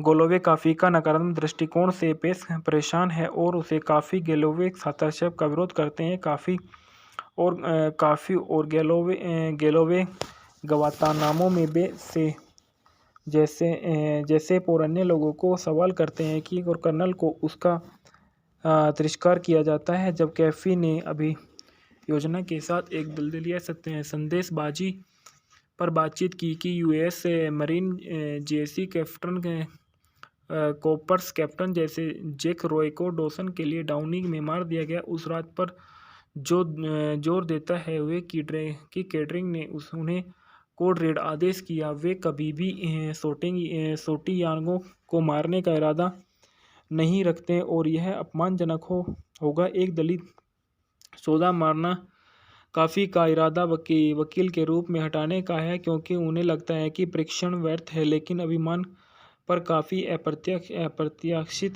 रूप से प्रतिवादियों के लिए दोषी नहीं होने के लिए दलील देता है। वह गोलोव को बताता है कि उसे इस मामले को संभालने के लिए चुना गया था क्योंकि उसे एक याचिका स्वीकार करने की अपेक्षा की गई थी और तब मामले को शांत रखा जाएगा। मार्किसन माफ़ी से गुप्त रूप से निकलता है और कहता है कि वह जोसेफ से कभी भी सेटियांगो के लिए स्थानांतरण का आदेश नहीं दिया। बचाव पक्ष पर यह स्थापित करता है कि डॉसन को एक मरीन को भोजन की तस्करी के लिए पदोन्नति से वंचित कर दिया गया, जिसे भोजन से वंचित करने की सजा सुनाई गई और डाउसन को एक अच्छी रोशनी में चित्रित किया गया, जो डाउनी के माध्यम से बचाव यह साबित करता है कि कोड रेड का आदेश पहले दिया गया था, लेकिन रहस्य के तहत डाउनी का कहना है कि जब डाउसन को कथित कोड रेड आदेश मिला तो वह मौजूद नहीं थे। मार्किसन शर्मिंदा है कि वह अपने आदेश के तहत एक मरीन की रक्षा करने के विफल रहा। गवाही देने से पहले उसने आत्महत्या कर ली और मार्किसन की गवाही में बिना माफ़ी को लगता है कि केस हार गया। वह नशे में धुत होकर लौटता है और विला करता है कि उसने सौदा करने के बजाय केस लड़ा। एक उच्च पदस्थ अधिकारी को चुनौती देने के लिए कोर्ट मार्शल होने के जोखिम के बावजूद गोलोव ने काफ़ी को जेपस को गवाह के रूप में बुलाने के लिए प्रोत्साहित किया और वाशिंगटन नेवी यार्ड्स कोर्ट में जेसेफ का काफ़ी से पूछताछ के उलझ जाता है, लेकिन जब काफ़ी अपनी गवाही को विरोधाभास में की ओर इशारा करता है तो वह नर्वस हो जाता है और जेसेफ को ने कहा कि उसके मरीन कभी भी आदेश को अवहेलना नहीं करेंगे और सैंटियागो को अपनी सुरक्षा के लिए स्थानांतरित किया जाना था। काफ़ी पूछताछ की अगर जेसेफ ने अपने आदमियों को उसे अकेला छोड़ देने का आदेश दिया तो सैंटियागो खतरे में है क्यों था। काफ़ी के रवैये के निराश जेसेफ ने सेना की और स्वयं की राष्ट्रीय सुरक्षा के लिए महत्व की परीक्षा की। अंत में वह अवमानना से चिल्लाता है कि उसने कोड लाल का आदेश दिया था। जेसेफ अदालत पक्ष के बाहर निकलने की कोशिश करता है, लेकिन उसे गिरफ्तार कर लिया जाता है और डाउनी की हत्या की साजिश के आरोप में मुक्त कर दिया जाता है, लेकिन अब वो अशोभनीय आचरण पर दोषी पाया गया। उन्हें बेईमानी से छुट्टी दे गई और उन्हें डाउनी समझ नहीं पा रहे थे उन्होंने क्या गलत किया और डाउसन कहते हैं कि वे उन लोगों का बचाव करने में विफल रहे जो अपने लिए उड़ने के लिए बहुत कमज़ोर है। काफ़ी डाउसन से कहते हैं कि सम्मान पाने के लिए उन्हें अपनी बाह पर पेच लगाने की ज़रूरत नहीं है। डाउसन काफ़ी को एक अधिकारी के रूप में स्वीकार किया गया था जो सलामी देता है और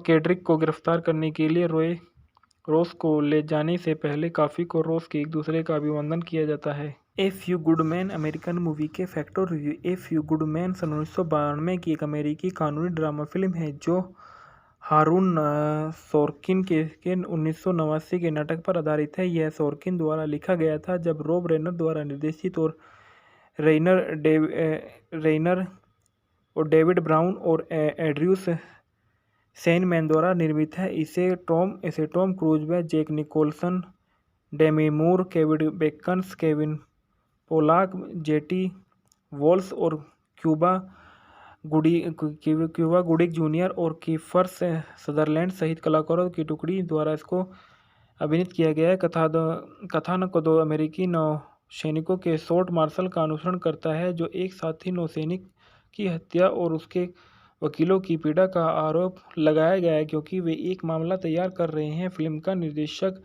रॉब रेनर और पटकथा हारून सरकिन है। आधारित है हारून सरकिन द्वारा कुछ अच्छे लोगों पर उत्पादित किया गया। रॉब रेनर द्वारा, डेविड ब्राउन द्वारा और एड्रयूस शेनमैन द्वारा अभिनीत टॉम क्रूज और जैक निकोलस अर्ध दलदल, Kevin Bacon, Kevin Pollak, James Marshall, jetty Walsh है और कीफर सदरलैंड है। छायांकन रॉबर्ट्स रिचर्डसन है। संपादित रॉबर्ट्स लिटन है। संगीत मार्क सेमन है। Production company castle rock entertainment है। वितरित किया गया कोलंबिया पिक्चर्स द्वारा रिलीज करने की तारीख 9 सितंबर सन 1992 वेस्टवुड लॉस एंजल्स है। 11 दिसंबर सन 1992 संयुक्त राज्य अमेरिका। कार्यक्रम का समय 138 मिनट था। फिल्म का देश संयुक्त राज्य अमेरिका, भाषा अंग्रेजी और बजट 33 से 40 मिलियन डॉलर तक का था। इसने बॉक्स ऑफिस पर 243.2 मिलियन तक की कमाई की। कैसल रॉक एंटरटेनमेंट द्वारा निर्मित यह फिल्म 11 दिसंबर सन 1992 को कोलंबिया पिक्चर्स द्वारा रिलीज की गई और 9 दिसंबर सन 1992 को वेस्टवुड लॉस एंजल्स के द्वारा इसका प्रीमियर किया गया। इसके पटकथा, लेखन, निर्देशक, थीम और अभिनय के लिए प्रशंसा की। विशेष रूप से क्रूज निकोलस के मूल रूप पर इसे 40 मिलियन डॉलर के बजट में 243 मिलियन डॉलर से अधिक की कमाई की और उसे सर्वश्रेष्ठ पिक्चर सहित 4 अकादमी पुरस्कार के लिए के लिए नामांकित किया गया था। इसके बाद बताया जाता है कि क्यूबा में गांतानामो में केबल बेस पर एक निजी विलियम सेंटियागो का एक समुद्री जो रात को बीच बांध कर पीटा जाता था और उसे मृत पाए जाने के बाद लास कॉर्पोरल होरोल्ड डॉसन के प्राइवेट फर्स्ट क्लास डाउनी पर उसकी हत्या का आरोप लगाया जाता था और कोर्ट्स मामला मार्शल का सामना किया जाता था। उनका बचाव यूनाइटेड स्टेट नेवी जेसी कोर्प्स लेफ्टिनेंट डेनियल्स काफ़ी को सौंप दिया गया था, जो एक कोलो वकील है जो प्ली बार्गेन के लिए रुचि रखते हैं। एक अन्य जेजी वकील जोआन गोलोवे काफ़ी की वरिष्ठ से संदेह और कुछ गड़बड़ है जो सेंटियागो की मृत्यु तब हुई थी उसके स्थानांतरित करने के लिए आदेश की श्रृंखला को तोड़ दिया और लेफ्टिनेंट कर्नल मैथ्यू मार्किसन को सेंटियागो को स्थानांतरित करने की वकालत की, लेकिन base commander colonel Nathan Joseph को सेंटियागो को platoon commander lieutenant Jonathan James Kendrick को सेंटियागो को ट्रेन करने के लिए आदेश दिया। और गोलो के संदेश है कि वह डॉसन और डाउनी के एक स्क्वाड रेड आदेश का एक हिंसक असाधारण दंड।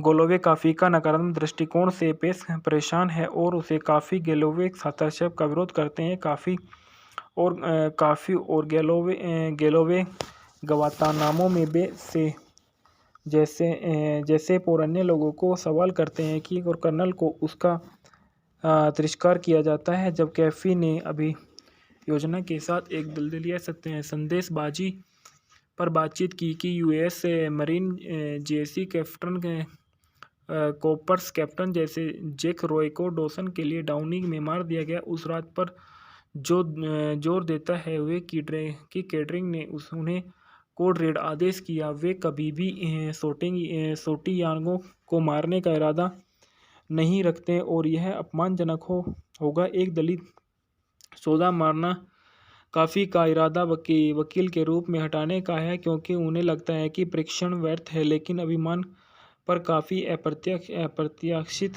रूप से प्रतिवादियों के लिए दोषी नहीं होने के लिए दलील देता है। वह गोलोव को बताता है कि उसे इस मामले को संभालने के लिए चुना गया था क्योंकि उसे एक याचिका स्वीकार करने की अपेक्षा की गई थी और तब मामले को शांत रखा जाएगा। मार्किसन माफ़ी से गुप्त रूप से निकलता है और कहता है कि वह जोसेफ से कभी भी सेंटियागो के लिए स्थानांतरण का आदेश नहीं दिया।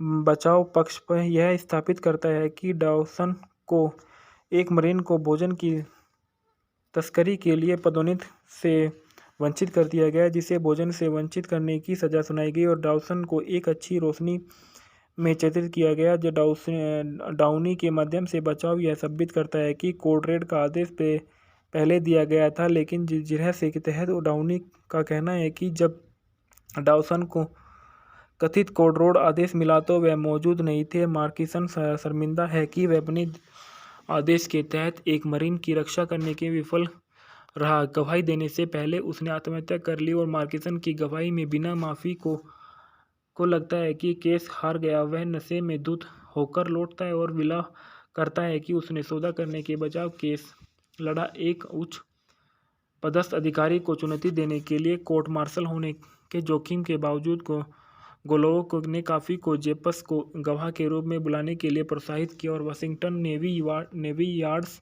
कोर्ट में जोसेफ का काफ़ी से पूछताछ के उलझ जाता है, लेकिन जब काफ़ी अपनी गवाही को विरोधाभास में की ओर इशारा करता है तो वह नर्वस हो जाता है और जोसेफ ने कहा कि उसके मरीन कभी भी आदेश को अवहेलना नहीं करेंगे और सेंटियागो को अपनी सुरक्षा के लिए स्थानांतरित किया जाना था। काफ़ी पूछताछ कि अगर जोसेफ ने अपने आदमियों को उसे अकेला छोड़ देने का आदेश दिया तो सेंटियागो खतरे में है क्यों था। काफ़ी के रवैये के निराश जोसेफ ने सेना की और स्वयं की राष्ट्रीय सुरक्षा के लिए महत्व की परीक्षा की। अंत में वह अवमानना से चिल्लाता है कि उसने कोड लाल का आदेश दिया था। जोसेफ अदालत पक्ष के बाहर निकलने की कोशिश करता है, लेकिन उसे गिरफ्तार कर लिया जाता है और डॉसन और डाउनी की हत्या की साजिश के आरोप में मुक्त कर दिया जाता है, लेकिन अब वो अशोभनीय आचरण पर दोषी पाया गया। कोई उन्हें बेईमानी से छुट्टी दे गई और उन्हें डाउनी समझ नहीं पा रहे थे उन्होंने क्या गलत किया। और डॉवसन कहते हैं कि वे उन लोगों का बचाव करने में विफल रहे जो अपने लिए उड़ने के लिए बहुत कमज़ोर है। काफ़ी डॉवसन से कहते हैं कि सम्मान पाने के लिए उन्हें अपनी बाह पर पेच लगाने की ज़रूरत नहीं है। डॉवसन काफ़ी को एक अधिकारी के रूप में स्वीकार किया गया था जो सलामी देता है और केड्रिक को गिरफ्तार करने के लिए रोस को ले जाने से पहले काफ़ी को रोस के एक दूसरे का अभिवादन किया जाता है। A few good man American movie के फैक्ट और review. A few good man सन 1992 की एक अमेरिकी कानूनी ड्रामा फिल्म है जो हारून सोर्किन के 1989 के नाटक पर आधारित है। यह सोर्किन द्वारा लिखा गया था जब रॉब रेनर द्वारा निर्देशित और रेइनर और डेविड ब्राउन और एड्रयूस सेनमैन द्वारा निर्मित है। इसे टॉम क्रूज व जैक निकोलसन, डेमी मूर, Kevin beckons, Kevin Pollock, jetty walls और क्यूबा गुडिक जूनियर और कीफर सदरलैंड सहित कलाकारों की टुकड़ी द्वारा इसको अभिनीत किया गया है। कथानक दो अमेरिकी नौसैनिकों के शॉर्ट मार्शल का अनुसरण करता है जो एक साथी नौसैनिक की हत्या और उसके वकीलों की पीड़ा का आरोप लगाया गया है क्योंकि वे एक मामला तैयार कर रहे हैं। फिल्म का निर्देशक रॉब रेनर और पटकथा हारून सरकिन है आधारित है। हारून सरकिन द्वारा कुछ अच्छे लोगों पर उत्पादित किया गया। रॉब रेनर द्वारा, डेविड ब्राउन द्वारा और एड्रयूस शेनमैन द्वारा अभिनीत टॉम क्रूज और जैक निकोलस अर्ध दलदल, Kevin Bacon, Kevin Pollak, James Marshall, jetty Walsh है और कीफर सदरलैंड है। छायांकन रॉबर्ट्स रिचर्डसन है। संपादित रॉबर्ट्स लिटन है। संगीत मार्क सेमन है। Production company castle rock entertainment है। वितरित किया गया कोलंबिया पिक्चर्स द्वारा रिलीज करने की तारीख 9 सितंबर सन 1992 वेस्टवुड लॉस एंजल्स है। 11 दिसंबर सन 1992 संयुक्त राज्य अमेरिका। कार्यक्रम का समय 138 मिनट था। फिल्म का देश संयुक्त राज्य अमेरिका, भाषा अंग्रेजी और बजट 33 से 40 मिलियन डॉलर तक का था। इसने बॉक्स ऑफिस पर 243.2 मिलियन तक की कमाई की। कैसल रॉक एंटरटेनमेंट द्वारा निर्मित यह फिल्म 11 दिसंबर सन 1992 को कोलंबिया पिक्चर्स द्वारा रिलीज की गई और 9 दिसंबर सन 1992 को वेस्टवुड लॉस एंजल्स के द्वारा इसका प्रीमियर किया गया। इसके पटकथा, लेखन, निर्देशक, थीम और अभिनय के लिए प्रशंसा की। विशेष रूप से क्रूज निकोलस के मूल रूप पर इसे 240 मिलियन डॉलर के बजट में 243 मिलियन डॉलर से अधिक की कमाई की और उसे सर्वश्रेष्ठ पिक्चर सहित 4 अकादमी पुरस्कार के लिए नामांकित किया गया था। इसके बाद बताया जाता है कि क्यूबा में गांतानामो में केवल बेस पर एक निजी विलियम सेटियांगो का एक समुद्री जो रात को बीच बांध कर पीटा जाता था और उसे मृत पाए जाने के बाद लास कॉर्पोरल होरोल्ड डासन के प्राइवेट फर्स्ट क्लास डाउनी पर उसकी हत्या का आरोप लगाया जाता था और कोर्ट्स मामला मार्शल का सामना किया जाता था। उनका बचाव यूनाइटेड स्टेट नेवी जेसी कोर्प्स लेफ्टिनेंट डेनियल्स काफ़ी को सौंप दिया गया था जो एक कोलो वकील है जो प्ली बार्गेन के लिए रुचि रखते हैं। एक अन्य जेजी वकील जोआन गोलोवे काफ़ी की वरिष्ठ से संदेह और कुछ गड़बड़ है जो सेटी गायागो की मृत्यु तब हुई थी उसके स्थानांतरण करने के लिए आदेश की श्रृंखला को तोड़ दिया और लेफ्टिनेंट कर्नल मैथ्यू मार्किसन को सेटियांगो को स्थानांतरित करने की वकालत की, लेकिन base commander colonel Nathan Joseph को सेटियांगो को platoon commander lieutenant Jonathan James Kendrick को सेटियांगो को ट्रेन करने के लिए आदेश दिया। और गोलो के संदेश है कि वह डासन और डाउनी के एक स्क्वाड रेड आदेश का एक हिंसक असाधारण दंड। गोलोवे काफ़ी का नकारात्मक दृष्टिकोण से परेशान है और उसे काफ़ी गेलोवे हस्तक्षेप का विरोध करते हैं। काफ़ी और गेलोवे गवातानामो में से जैसे और अन्य लोगों को सवाल करते हैं कि और कर्नल को उसका तिरस्कार किया जाता है जब कैफी ने अभी योजना के साथ एक दलदलिया संदेशबाजी पर बातचीत की कि यूएस मरीन जेसी कैप्टन के कॉपर्स कैप्टन जैसे जैक रॉय को डॉसन के लिए डाउनी में मार दिया गया। उस रात पर जो जोर देता है वे कि कैटरिंग ने उन्हें कोड रेड आदेश किया। वे कभी भी सोटियानों को मारने का इरादा नहीं रखते और यह अपमानजनक होगा। एक दलित सौदा मारना काफ़ी का इरादा वकील के रूप में हटाने का है क्योंकि उन्हें लगता है कि परीक्षण व्यर्थ है, लेकिन अभिमान पर काफ़ी अप्रत्याशित रूप से प्रतिवादियों के लिए दोषी नहीं होने के लिए दलील देता है। वह गोलोव को बताता है कि उसे इस मामले को संभालने के लिए चुना गया था क्योंकि उसे एक याचिका स्वीकार करने की अपेक्षा की गई थी और तब मामले को शांत रखा जाएगा। मार्किंसन माफ़ी से गुप्त रूप से निकलता है और कहता है कि वह जेसेप से कभी भी सेटियांगो के लिए स्थानांतरण का आदेश नहीं दिया। बचाव पक्ष पर यह स्थापित करता है कि डॉसन को एक मरीन को भोजन की तस्करी के लिए पदोन्नति से वंचित कर दिया गया, जिसे भोजन से वंचित करने की सज़ा सुनाई गई और डॉसन को एक अच्छी रोशनी में चित्रित किया गया। जो डाउनी के माध्यम से बचाव यह साबित करता है कि कोड रेड का आदेश पहले दिया गया था, लेकिन रहस्य के तहत डाउनी का कहना है कि जब डॉसन को कथित कोड रेड आदेश मिला तो वह मौजूद नहीं थे। मार्किसन शर्मिंदा है कि वह अपने आदेश के तहत एक मरीन की रक्षा करने के विफल रहा। गवाही देने से पहले उसने आत्महत्या कर ली और मार्किसन की गवाही में बिना माफ़ी को लगता है कि केस हार गया। वह नशे में धुत होकर लौटता है और विला करता है कि उसने सौदा करने के बजाय केस लड़ा। एक उच्च पदस्थ अधिकारी को चुनौती देने के लिए कोर्ट मार्शल होने के जोखिम के बावजूद गोलोव ने काफ़ी को जेपस को गवाह के रूप में बुलाने के लिए प्रोत्साहित किया और वाशिंगटन नेवी यार्ड्स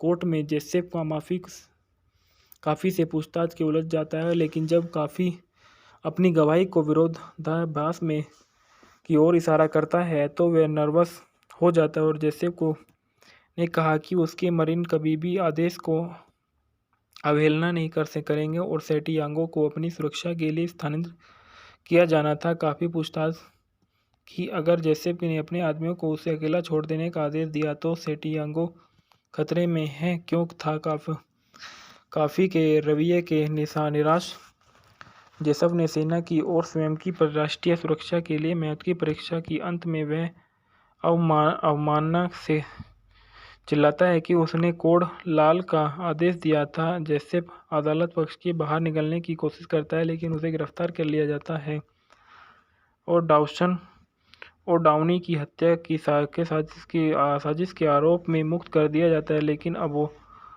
अशोभनीय आचरण पर दोषी पाया गया। उन्हें बेईमानी से छुट्टी दी गई और उन्हें डाउनी समझ नहीं पा रहे थे उन्होंने क्या गलत किया और डॉसन कहते हैं कि वे उन लोगों का बचाव करने में विफल रहे जो अपने लिए उड़ने के लिए बहुत कमज़ोर है। काफ़ी डॉसन से कहते हैं कि सम्मान पाने के लिए उन्हें अपनी बाह पर पेच लगाने की ज़रूरत नहीं है। डॉसन काफ़ी को एक अधिकारी के रूप में स्वीकार किया गया था जो सलामी देता है और केड्रिक को गिरफ्तार करने के लिए रोस को ले जाने से पहले काफ़ी को रोस के एक दूसरे का अभिवादन किया जाता है। A few good man American movie के factor review. A few good man सन 1992 की एक अमेरिकी कानूनी ड्रामा फिल्म है जो हारून सोर्किन के 1989 के नाटक पर आधारित है। यह सोर्किन द्वारा लिखा गया था जब रॉब रेनर द्वारा निर्देशित और रेइनर और डेविड ब्राउन और एड्रयूस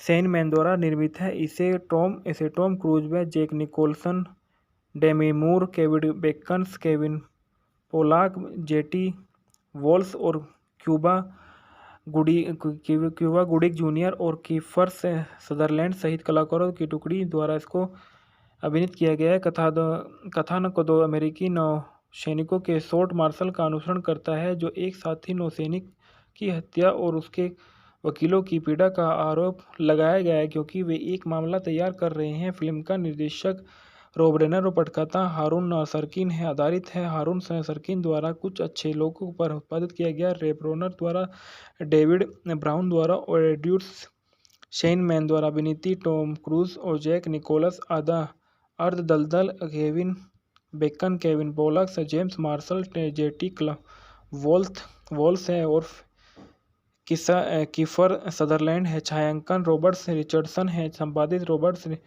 लिटन है। संगीत मार्क सेमन है। Production company castle rock entertainment है। वितरित किया गया कोलंबिया पिक्चर्स द्वारा। रिलीज करने की तारीख 9 सितंबर सन 1992 वेस्टवुड लॉस एंजल्स है। 11 दिसंबर सन 1992 संयुक्त राज्य अमेरिका।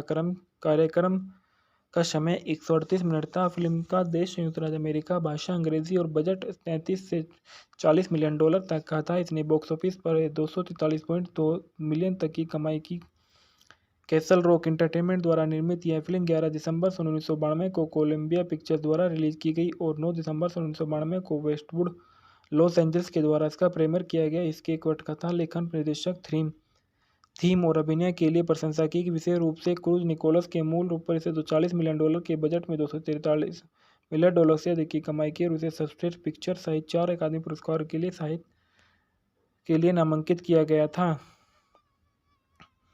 इसके बाद बताया जाता है कि क्यूबा में गांतानामो में केबल बेस पर एक निजी विलियम सेटियांगो का एक समुद्री जो रात को बीच बांध कर पीटा जाता था और उसे मर्द पाए जाने के बाद लास कॉर्पोरल होरोल्ड्स डासन के प्राइवेट फर्स्ट क्लास डाउनी पर उसकी हत्या का आरोप लगाया जाता था और कोर्ट्स मामला मार्शल का सामना किया जाता था। उनका बचाव यूनाइटेड स्टेट नेवी जेसी कोर्प्स लेफ्टिनेंट डेनियल्स काफ़ी को सौंप दिया गया था, जो एक कोलो वकील है जो प्ली बार्गेन के लिए रुचि रखते हैं। एक अन्य जेजी वकील जो आन गोलोवे काफ़ी की वरिष्ठ से संदेह और कुछ गड़बड़ है जो सेठी गायकों की मृत्यु तब हुई थी उसके स्थानांतरित करने के लिए आदेश की श्रृंखला को तोड़ दिया और लेफ्टिनेंट कर्नल मैथ्यू मार्किसन को सेटियांगो को स्थानांतरित करने की वकालत की,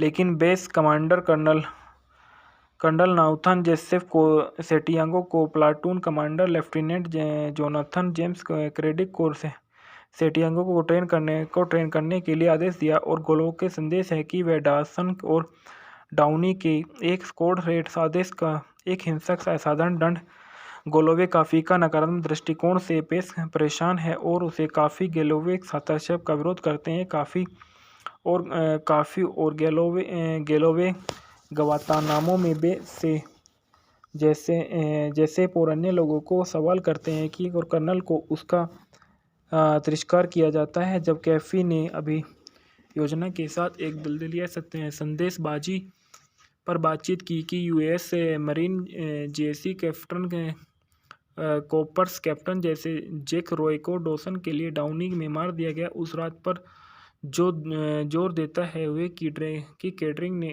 उन्हें कोड रेड आदेश किया। वे कभी भी सोटियांगो को मारने का इरादा नहीं रखते और यह अपमानजनक होगा। एक दलित सौदा मारना काफ़ी का इरादा वकील के रूप में हटाने का है क्योंकि उन्हें लगता है कि परीक्षण व्यर्थ है, लेकिन अभिमान पर काफ़ी अप्रत्याशित रूप से प्रतिवादियों के लिए दोषी नहीं होने के लिए दलील देता है। वह गोलोव को बताता है कि उसे इस मामले को संभालने के लिए चुना गया था क्योंकि उसे एक याचिका स्वीकार करने की अपेक्षा की गई थी और तब मामले को शांत रखा जाएगा। मार्किसन माफ़ी से गुप्त रूप से निकलता है और कहता है कि वह जोसेफ से कभी भी सेटियांगो के लिए स्थानांतरण का आदेश नहीं दिया। बचाव पक्ष पर यह स्थापित करता है कि डॉसन को एक मरीन को भोजन की तस्करी के लिए पदोन्नति से वंचित कर दिया गया, जिसे भोजन से वंचित करने की सज़ा सुनाई गई और डॉसन को एक अच्छी रोशनी में चित्रित किया गया। जो डाउनी के माध्यम से बचाव यह साबित करता है कि कोड रेड का आदेश पहले दिया गया था, लेकिन जिरह के तहत डाउनी का कहना है कि जब डॉसन को कथित कोड रेड आदेश मिला तो वह मौजूद नहीं थे। मार्किसन शर्मिंदा है कि वह अपने आदेश के तहत एक मरीन की रक्षा करने के विफल रहा। गवाही देने से पहले उसने आत्महत्या कर ली और मार्किसन की गवाही में बिना माफ़ी को लगता है कि केस हार गया। वह नशे में धुत होकर लौटता है और विला करता है कि उसने सौदा करने के बजाय केस लड़ा। एक उच्च पदस्थ अधिकारी को चुनौती देने के लिए कोर्ट मार्शल होने के जोखिम के बावजूद गोलोव ने काफ़ी को जेपस को गवाह के रूप में बुलाने के लिए प्रोत्साहित किया और वाशिंगटन नेवी यार्ड्स कोर्ट में जेसेफ का काफ़ी से पूछताछ के उलझ जाता है। लेकिन जब काफ़ी अपनी गवाही को विरोधाभास में की ओर इशारा करता है तो वह नर्वस हो जाता है और जेसेफ को ने कहा कि उसके मरीन कभी भी आदेश को अवहेलना नहीं करेंगे और सेंटियागो को अपनी सुरक्षा के लिए स्थानांतरित किया जाना था। काफ़ी पूछताछ की अगर जेसेफ ने अपने आदमियों को उसे अकेला छोड़ देने का आदेश दिया तो सेंटियागो खतरे में है क्यों था। काफ़ी के रवैये के निराश जेसेफ ने सेना की और स्वयं की राष्ट्रीय सुरक्षा के लिए महत्व की परीक्षा की। अंत में वह अवमानना से चिल्लाता है कि उसने कोड लाल का आदेश दिया था। जेसेफ अदालत पक्ष के बाहर निकलने की कोशिश करता है लेकिन उसे गिरफ्तार कर लिया जाता है और डाउनी की हत्या की साजिश के आरोप में मुक्त कर दिया जाता है। लेकिन अब वो अशोभनीय आचरण पर दोषी पाया गया। उन्हें बेईमानी से छुट्टी दे गई और उन्हें डाउनी समझ नहीं पा रहे थे उन्होंने क्या गलत किया और डाउसन कहते हैं कि वे उन लोगों का बचाव करने में विफल रहे जो अपने लिए उड़ने के लिए बहुत कमज़ोर है। काफ़ी डाउसन से कहते हैं कि सम्मान पाने के लिए उन्हें अपनी बाह पर पेच लगाने की ज़रूरत नहीं है। डाउसन काफ़ी को एक अधिकारी के रूप में स्वीकार किया गया था जो सलामी देता है और केड्रिक को गिरफ्तार करने के लिए रोस को ले जाने से पहले काफ़ी को रोस के एक दूसरे का अभिवादन किया जाता है। A few good man American movie के फैक्ट और review. A few good man 1992 की एक अमेरिकी कानूनी ड्रामा फिल्म है जो हारून सोर्किन के 1989 के नाटक पर आधारित है। यह सोर्किन द्वारा लिखा गया था जब रॉब रेनर द्वारा निर्देशित और रेइनर और डेविड ब्राउन और एड्रयूस सेनमैन द्वारा निर्मित है। इसे टॉम क्रूज व जैक निकोलसन, डेमी मूर, Kevin Bacon, Kevin Pollock, jetty walls और क्यूबा गुडिक जूनियर और कीफर सदरलैंड सहित कलाकारों की टुकड़ी द्वारा इसको अभिनीत किया गया है। कथानक दो अमेरिकी नौसैनिकों के शॉर्ट मार्शल का अनुसरण करता है जो एक साथी नौसैनिक की हत्या और उसके वकीलों की पीड़ा का आरोप लगाया गया है क्योंकि वे एक मामला तैयार कर रहे हैं। फिल्म का निर्देशक रॉब रेनर और पटकथा हारून सरकिन है आधारित है। हारून सरकिन द्वारा कुछ अच्छे लोगों पर उत्पादित किया गया। रॉब रेनर द्वारा, डेविड ब्राउन द्वारा और एड्रयूस सेनमैन द्वारा अभिनीत टॉम क्रूज और जैक निकोलस अर्धदलदल, Kevin Bacon, Kevin Pollak, James Marshall, jetty Walsh है और कीफर सदरलैंड है। छायांकन रॉबर्ट रिचर्डसन है। संपादित रॉबर्ट लिटन है। संगीत मार्क सेमन है। Production company castle rock entertainment है। वितरित किया गया कोलंबिया पिक्चर्स द्वारा रिलीज करने की तारीख 9 सितंबर 1992 वेस्टवुड लॉस एंजल्स है। 11 दिसंबर 1992 संयुक्त राज्य अमेरिका। कार्यक्रम का समय 138 मिनट था। फिल्म का देश संयुक्त राज्य अमेरिका, भाषा अंग्रेजी और बजट 33 से 40 मिलियन डॉलर तक का था। इसने बॉक्स ऑफिस पर 243.2 मिलियन तक की कमाई की। कैसल रॉक एंटरटेनमेंट द्वारा निर्मित यह फिल्म 11 दिसंबर 1992 को कोलंबिया पिक्चर्स द्वारा रिलीज की गई और 9 दिसंबर 1992 को वेस्टवुड लॉस एंजल्स के द्वारा इसका प्रीमियर किया गया। इसके पटकथा, लेखन, निर्देशक, थीम और अभिनय के लिए प्रशंसा की। विशेष रूप से क्रूज निकोलस के मूल रूप पर इसे 240 मिलियन डॉलर के बजट में 243 मिलियन डॉलर से अधिक की कमाई की और उसे सर्वश्रेष्ठ पिक्चर सहित 4 अकादमी पुरस्कार के लिए साहित्य के लिए नामांकित किया गया था।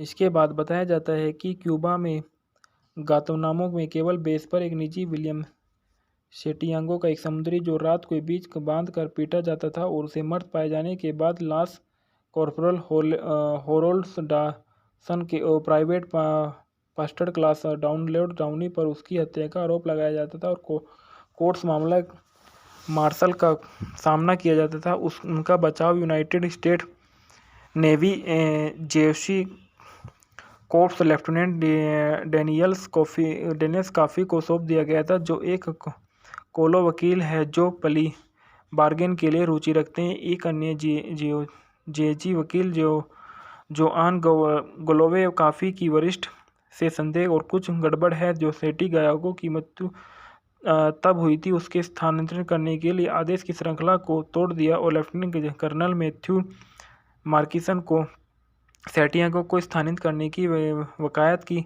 लेकिन base commander colonel Nathan Joseph को सेंटियागो को platoon commander lieutenant Jonathan James Kendrick को सेंटियागो को ट्रेन करने के लिए आदेश दिया। और गोलो के संदेश है कि वह डॉसन और डाउनी के एक स्क्वाड रेड आदेश का एक हिंसक असाधारण दंड।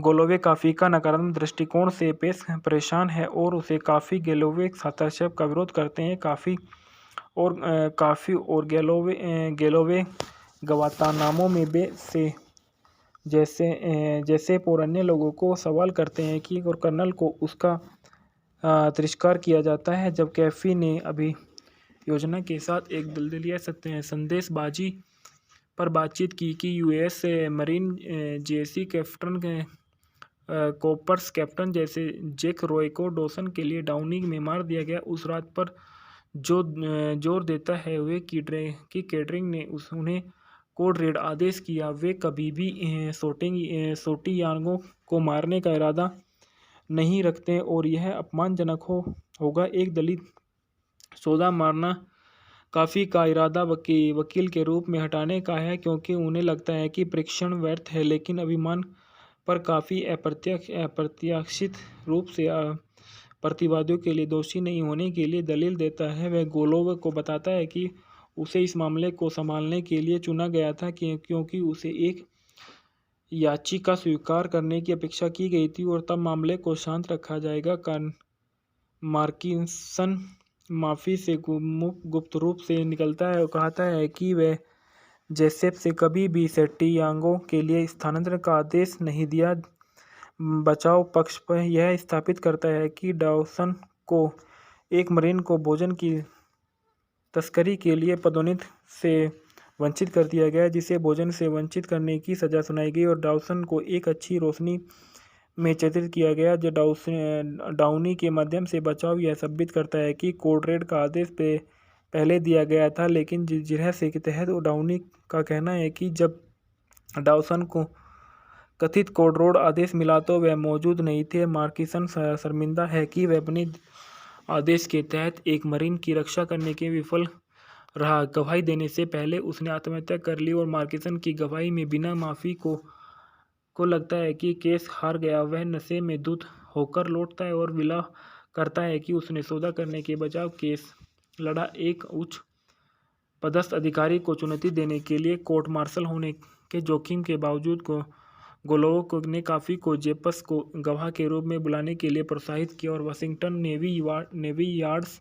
कोर्ट में जोसेफ का काफ़ी से पूछताछ के उलझ जाता है, लेकिन जब काफ़ी अपनी गवाही को विरोधाभास की ओर इशारा करता है तो वह नर्वस हो जाता है और जोसेफ ने कहा कि उसके मरीन कभी भी आदेश को अवहेलना नहीं करेंगे और सेंटियागो को अपनी सुरक्षा के लिए स्थानांतरित किया जाना था। काफ़ी पूछताछ कि अगर जोसेफ ने अपने आदमियों को उसे अकेला छोड़ देने का आदेश दिया तो सेंटियागो खतरे में है क्यों था।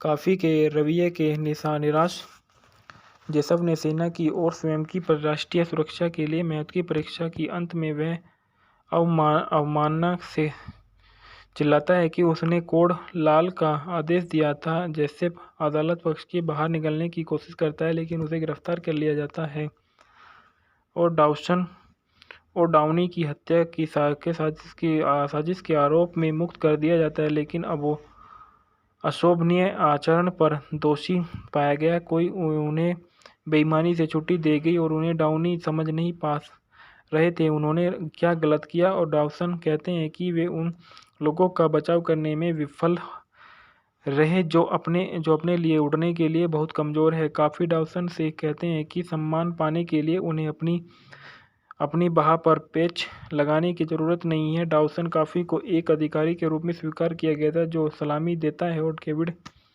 और केड्रिक को गिरफ्तार करने के लिए रोस को ले जाने से पहले काफ़ी को रोस के एक दूसरे का अभिवादन किया जाता है। A few good man American movie के फैक्ट और review. A few good man सन 1992 की एक अमेरिकी कानूनी ड्रामा फिल्म है जो हारून सोर्किन के 1989 के नाटक पर आधारित है। यह सोर्किन द्वारा लिखा गया था जब रॉब रेनर द्वारा निर्देशित और रेइनर और डेविड ब्राउन और एड्रयूस सेनमैन द्वारा निर्मित है। इसे टॉम क्रूज व जैक निकोलसन, डेमी मूर, Kevin Bacon, Kevin Pollock, jetty walls और क्यूबा गुडिक जूनियर और कीफर सदरलैंड सहित कलाकारों की टुकड़ी द्वारा इसको अभिनीत किया गया है। कथानक दो अमेरिकी नौसैनिकों के शॉर्ट मार्शल का अनुसरण करता है जो एक साथी नौसैनिक की हत्या और उसके वकीलों की पीड़ा का आरोप लगाया गया है क्योंकि वे एक मामला तैयार कर रहे हैं। फिल्म का निर्देशक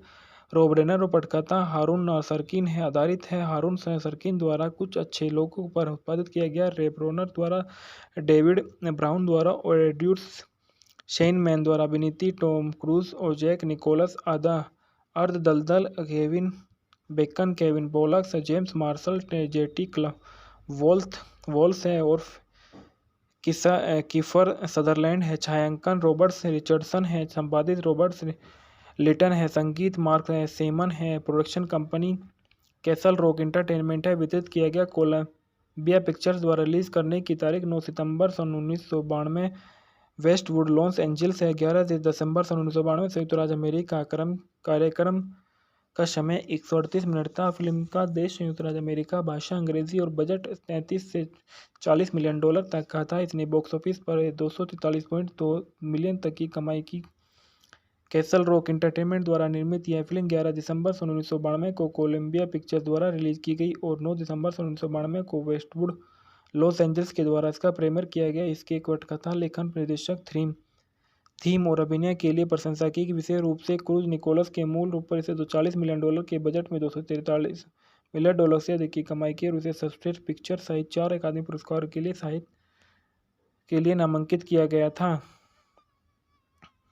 इसके बाद बताया जाता है कि क्यूबा में गांतानामो में केबल बेस पर एक निजी विलियम सेटियांगो का एक समुद्री जो रात को बीच बांध कर पीटा जाता था और उसे मृत पाए जाने के बाद लास कॉर्पोरल होरोल्ड डॉसन के प्राइवेट फर्स्ट क्लास डाउनी पर उसकी हत्या का आरोप लगाया जाता था और कोर्ट्स मामला मार्शल का सामना किया जाता था। उनका बचाव यूनाइटेड स्टेट नेवी जेसी कोर्प्स लेफ्टिनेंट डेनियल्स काफ़ी को सौंप दिया गया था, जो एक कोलो वकील है जो प्ली बार्गेन के लिए रुचि रखते हैं। एक अन्य जेजी वकील जोआन ग्लोवे काफ़ी की वरिष्ठ से संदेह और कुछ गड़बड़ है जो सेठी गायकों की मृत्यु तब हुई थी उसके स्थानांतरण करने के लिए आदेश की श्रृंखला को तोड़ दिया और लेफ्टिनेंट कर्नल मैथ्यू मार्किसन को सेटियांगो को स्थानांतरित करने की वकालत की,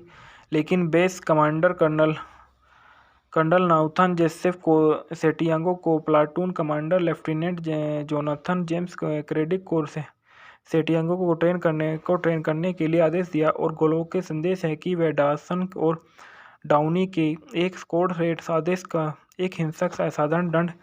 गोलोवे काफ़ी का नकारात्मक दृष्टिकोण से परेशान है और उसे काफ़ी गेलोवे हस्तक्षेप का विरोध करते हैं। काफ़ी और गेलोवे गवातानामो में से जैसे और अन्य लोगों को सवाल करते हैं कि और कर्नल को उसका तिरस्कार किया जाता है जब कैफी ने अभी योजना के साथ एक दलदली संदेशबाजी पर बातचीत की कि यूएस मरीन जेसी कैप्टन कॉपर्स कैप्टन जैसे जैक रॉय को डॉसन के लिए डाउनी में मार दिया गया। उस रात पर जो जोर देता है वे कि कैटरिंग ने उन्हें कोड रेड आदेश किया। वे कभी भी सोटियांगो को मारने का इरादा नहीं रखते और यह अपमानजनक होगा। एक दलित सौदा मारना काफ़ी का इरादा वकील के रूप में हटाने का है क्योंकि उन्हें लगता है कि परीक्षण व्यर्थ है, लेकिन अभिमान पर काफ़ी अप्रत्याशित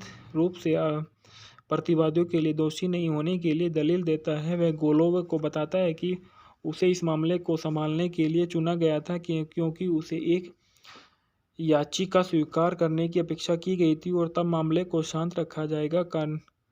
मार्किंसन माफी से गुप्त रूप से निकलता है और कहता है कि वह जेसेप से कभी भी सेंटियागो के लिए स्थानांतरण का आदेश नहीं दिया।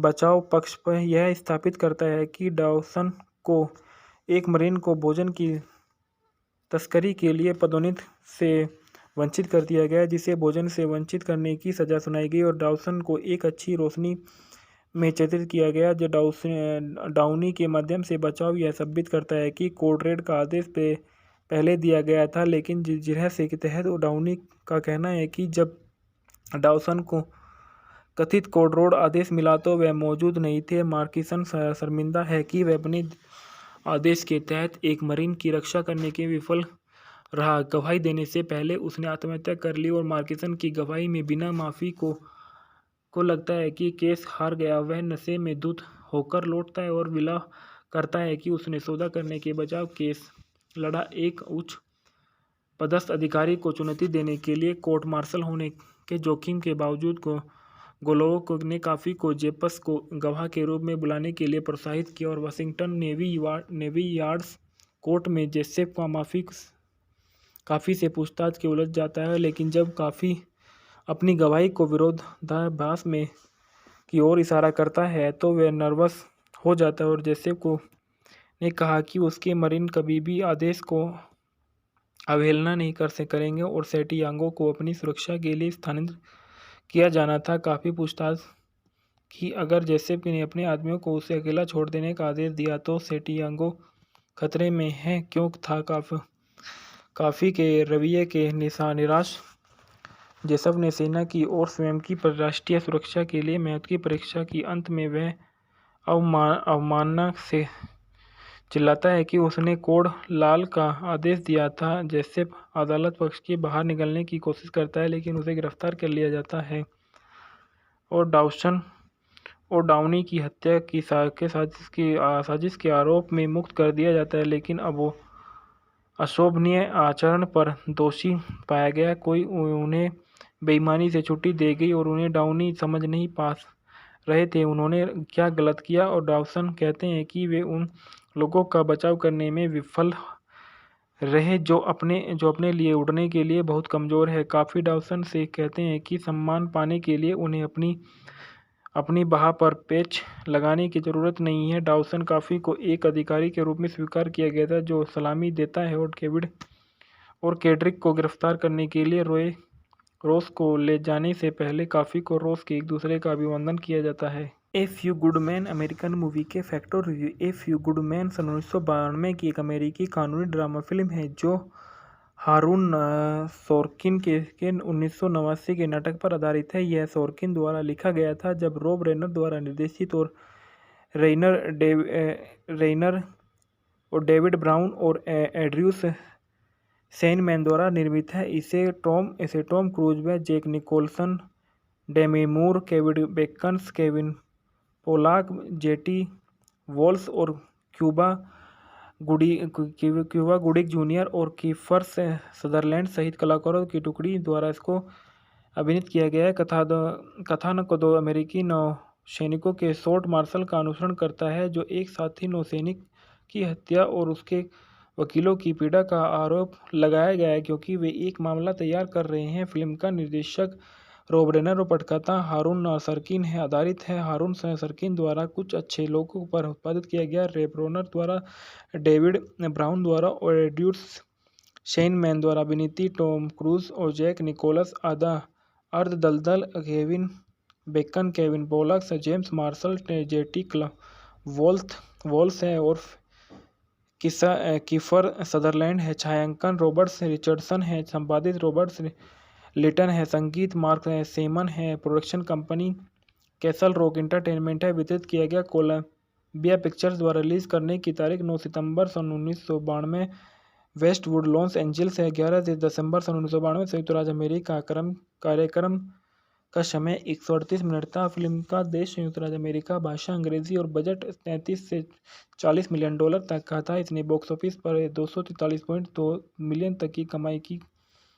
कैसल रॉक एंटरटेनमेंट द्वारा निर्मित यह फिल्म 11 दिसंबर सन 1992 को कोलंबिया पिक्चर्स द्वारा रिलीज की गई और 9 दिसंबर सन 1992 को वेस्टवुड लॉस एंजल्स के द्वारा इसका प्रीमियर किया गया। इसके पटकथा, लेखन, निर्देशक, थीम और अभिनय के लिए प्रशंसा की। विशेष रूप से क्रूज निकोलस के मूल रूप पर इसे $240 मिलियन के बजट में $243 मिलियन से अधिक की कमाई की और उसे सर्वश्रेष्ठ पिक्चर सहित 4 अकादमी पुरस्कार के लिए साहित्य के लिए नामांकित किया गया था। इसके बाद बताया जाता है कि क्यूबा में गांतानामो में केबल बेस पर एक निजी विलियम सेंटियागो का एक समुद्री जो रात को बीच बांध कर पीटा जाता था और उसे मृत पाए जाने के बाद लास कॉर्पोरल होरोल्ड डॉसन के प्राइवेट फर्स्ट क्लास डाउनलोड डाउनी पर उसकी हत्या का आरोप लगाया जाता था और कोर्ट्स मामला मार्शल का सामना किया जाता था। उनका बचाव यूनाइटेड स्टेट नेवी जेसी कोर्प्स लेफ्टिनेंट डेनियल्स काफ़ी को सौंप दिया गया था, जो एक कोलो वकील है जो प्ली बार्गेन के लिए रुचि रखते हैं। एक अन्य जेजी वकील जोआन गोलोवे काफ़ी की वरिष्ठ से संदेह और कुछ गड़बड़ है जो सेंटियागो की मृत्यु तब हुई थी उसके स्थानांतरण करने के लिए आदेश की श्रृंखला को तोड़ दिया और लेफ्टिनेंट कर्नल मैथ्यू मार्किसन को सेंटियागो को स्थानांतरित करने की वकालत की,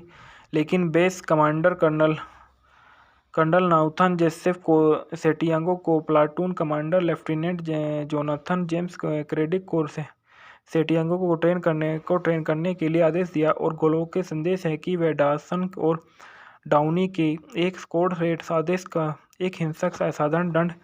गोलोवे काफ़ी का नकारात्मक दृष्टिकोण से परेशान है और उसे काफ़ी गेलोवे हस्तक्षेप का विरोध करते हैं। काफ़ी और गेलोवे गवातानामो में से जैसे और अन्य लोगों को सवाल करते हैं कि और कर्नल को उसका तिरस्कार किया जाता है। जब कैफी ने अभी योजना के साथ एक दलदलिया संदेशबाजी पर बातचीत की कि यूएस मरीन जेसी कैप्टन कॉपर्स कैप्टन जैसे जैक रॉय को डॉसन के लिए डाउनी में मार दिया गया। उस रात पर जो जोर देता है वे कि कैटरिंग ने उन्हें कोड रेड आदेश किया। वे कभी भी सेंटियागो को मारने का इरादा नहीं रखते और यह अपमानजनक होगा। एक दलित सौदा मारना काफ़ी का इरादा वकील के रूप में हटाने का है क्योंकि उन्हें लगता है कि परीक्षण व्यर्थ है, लेकिन अभिमान पर काफ़ी अप्रत्याशित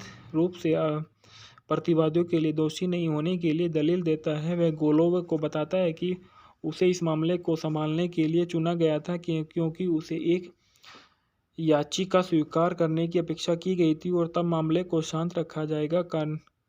मार्किसन माफ़ी से गुप्त रूप से निकलता है और कहता है कि वह जोसेफ से कभी भी सेंटियागो के लिए स्थानांतरण का आदेश नहीं दिया।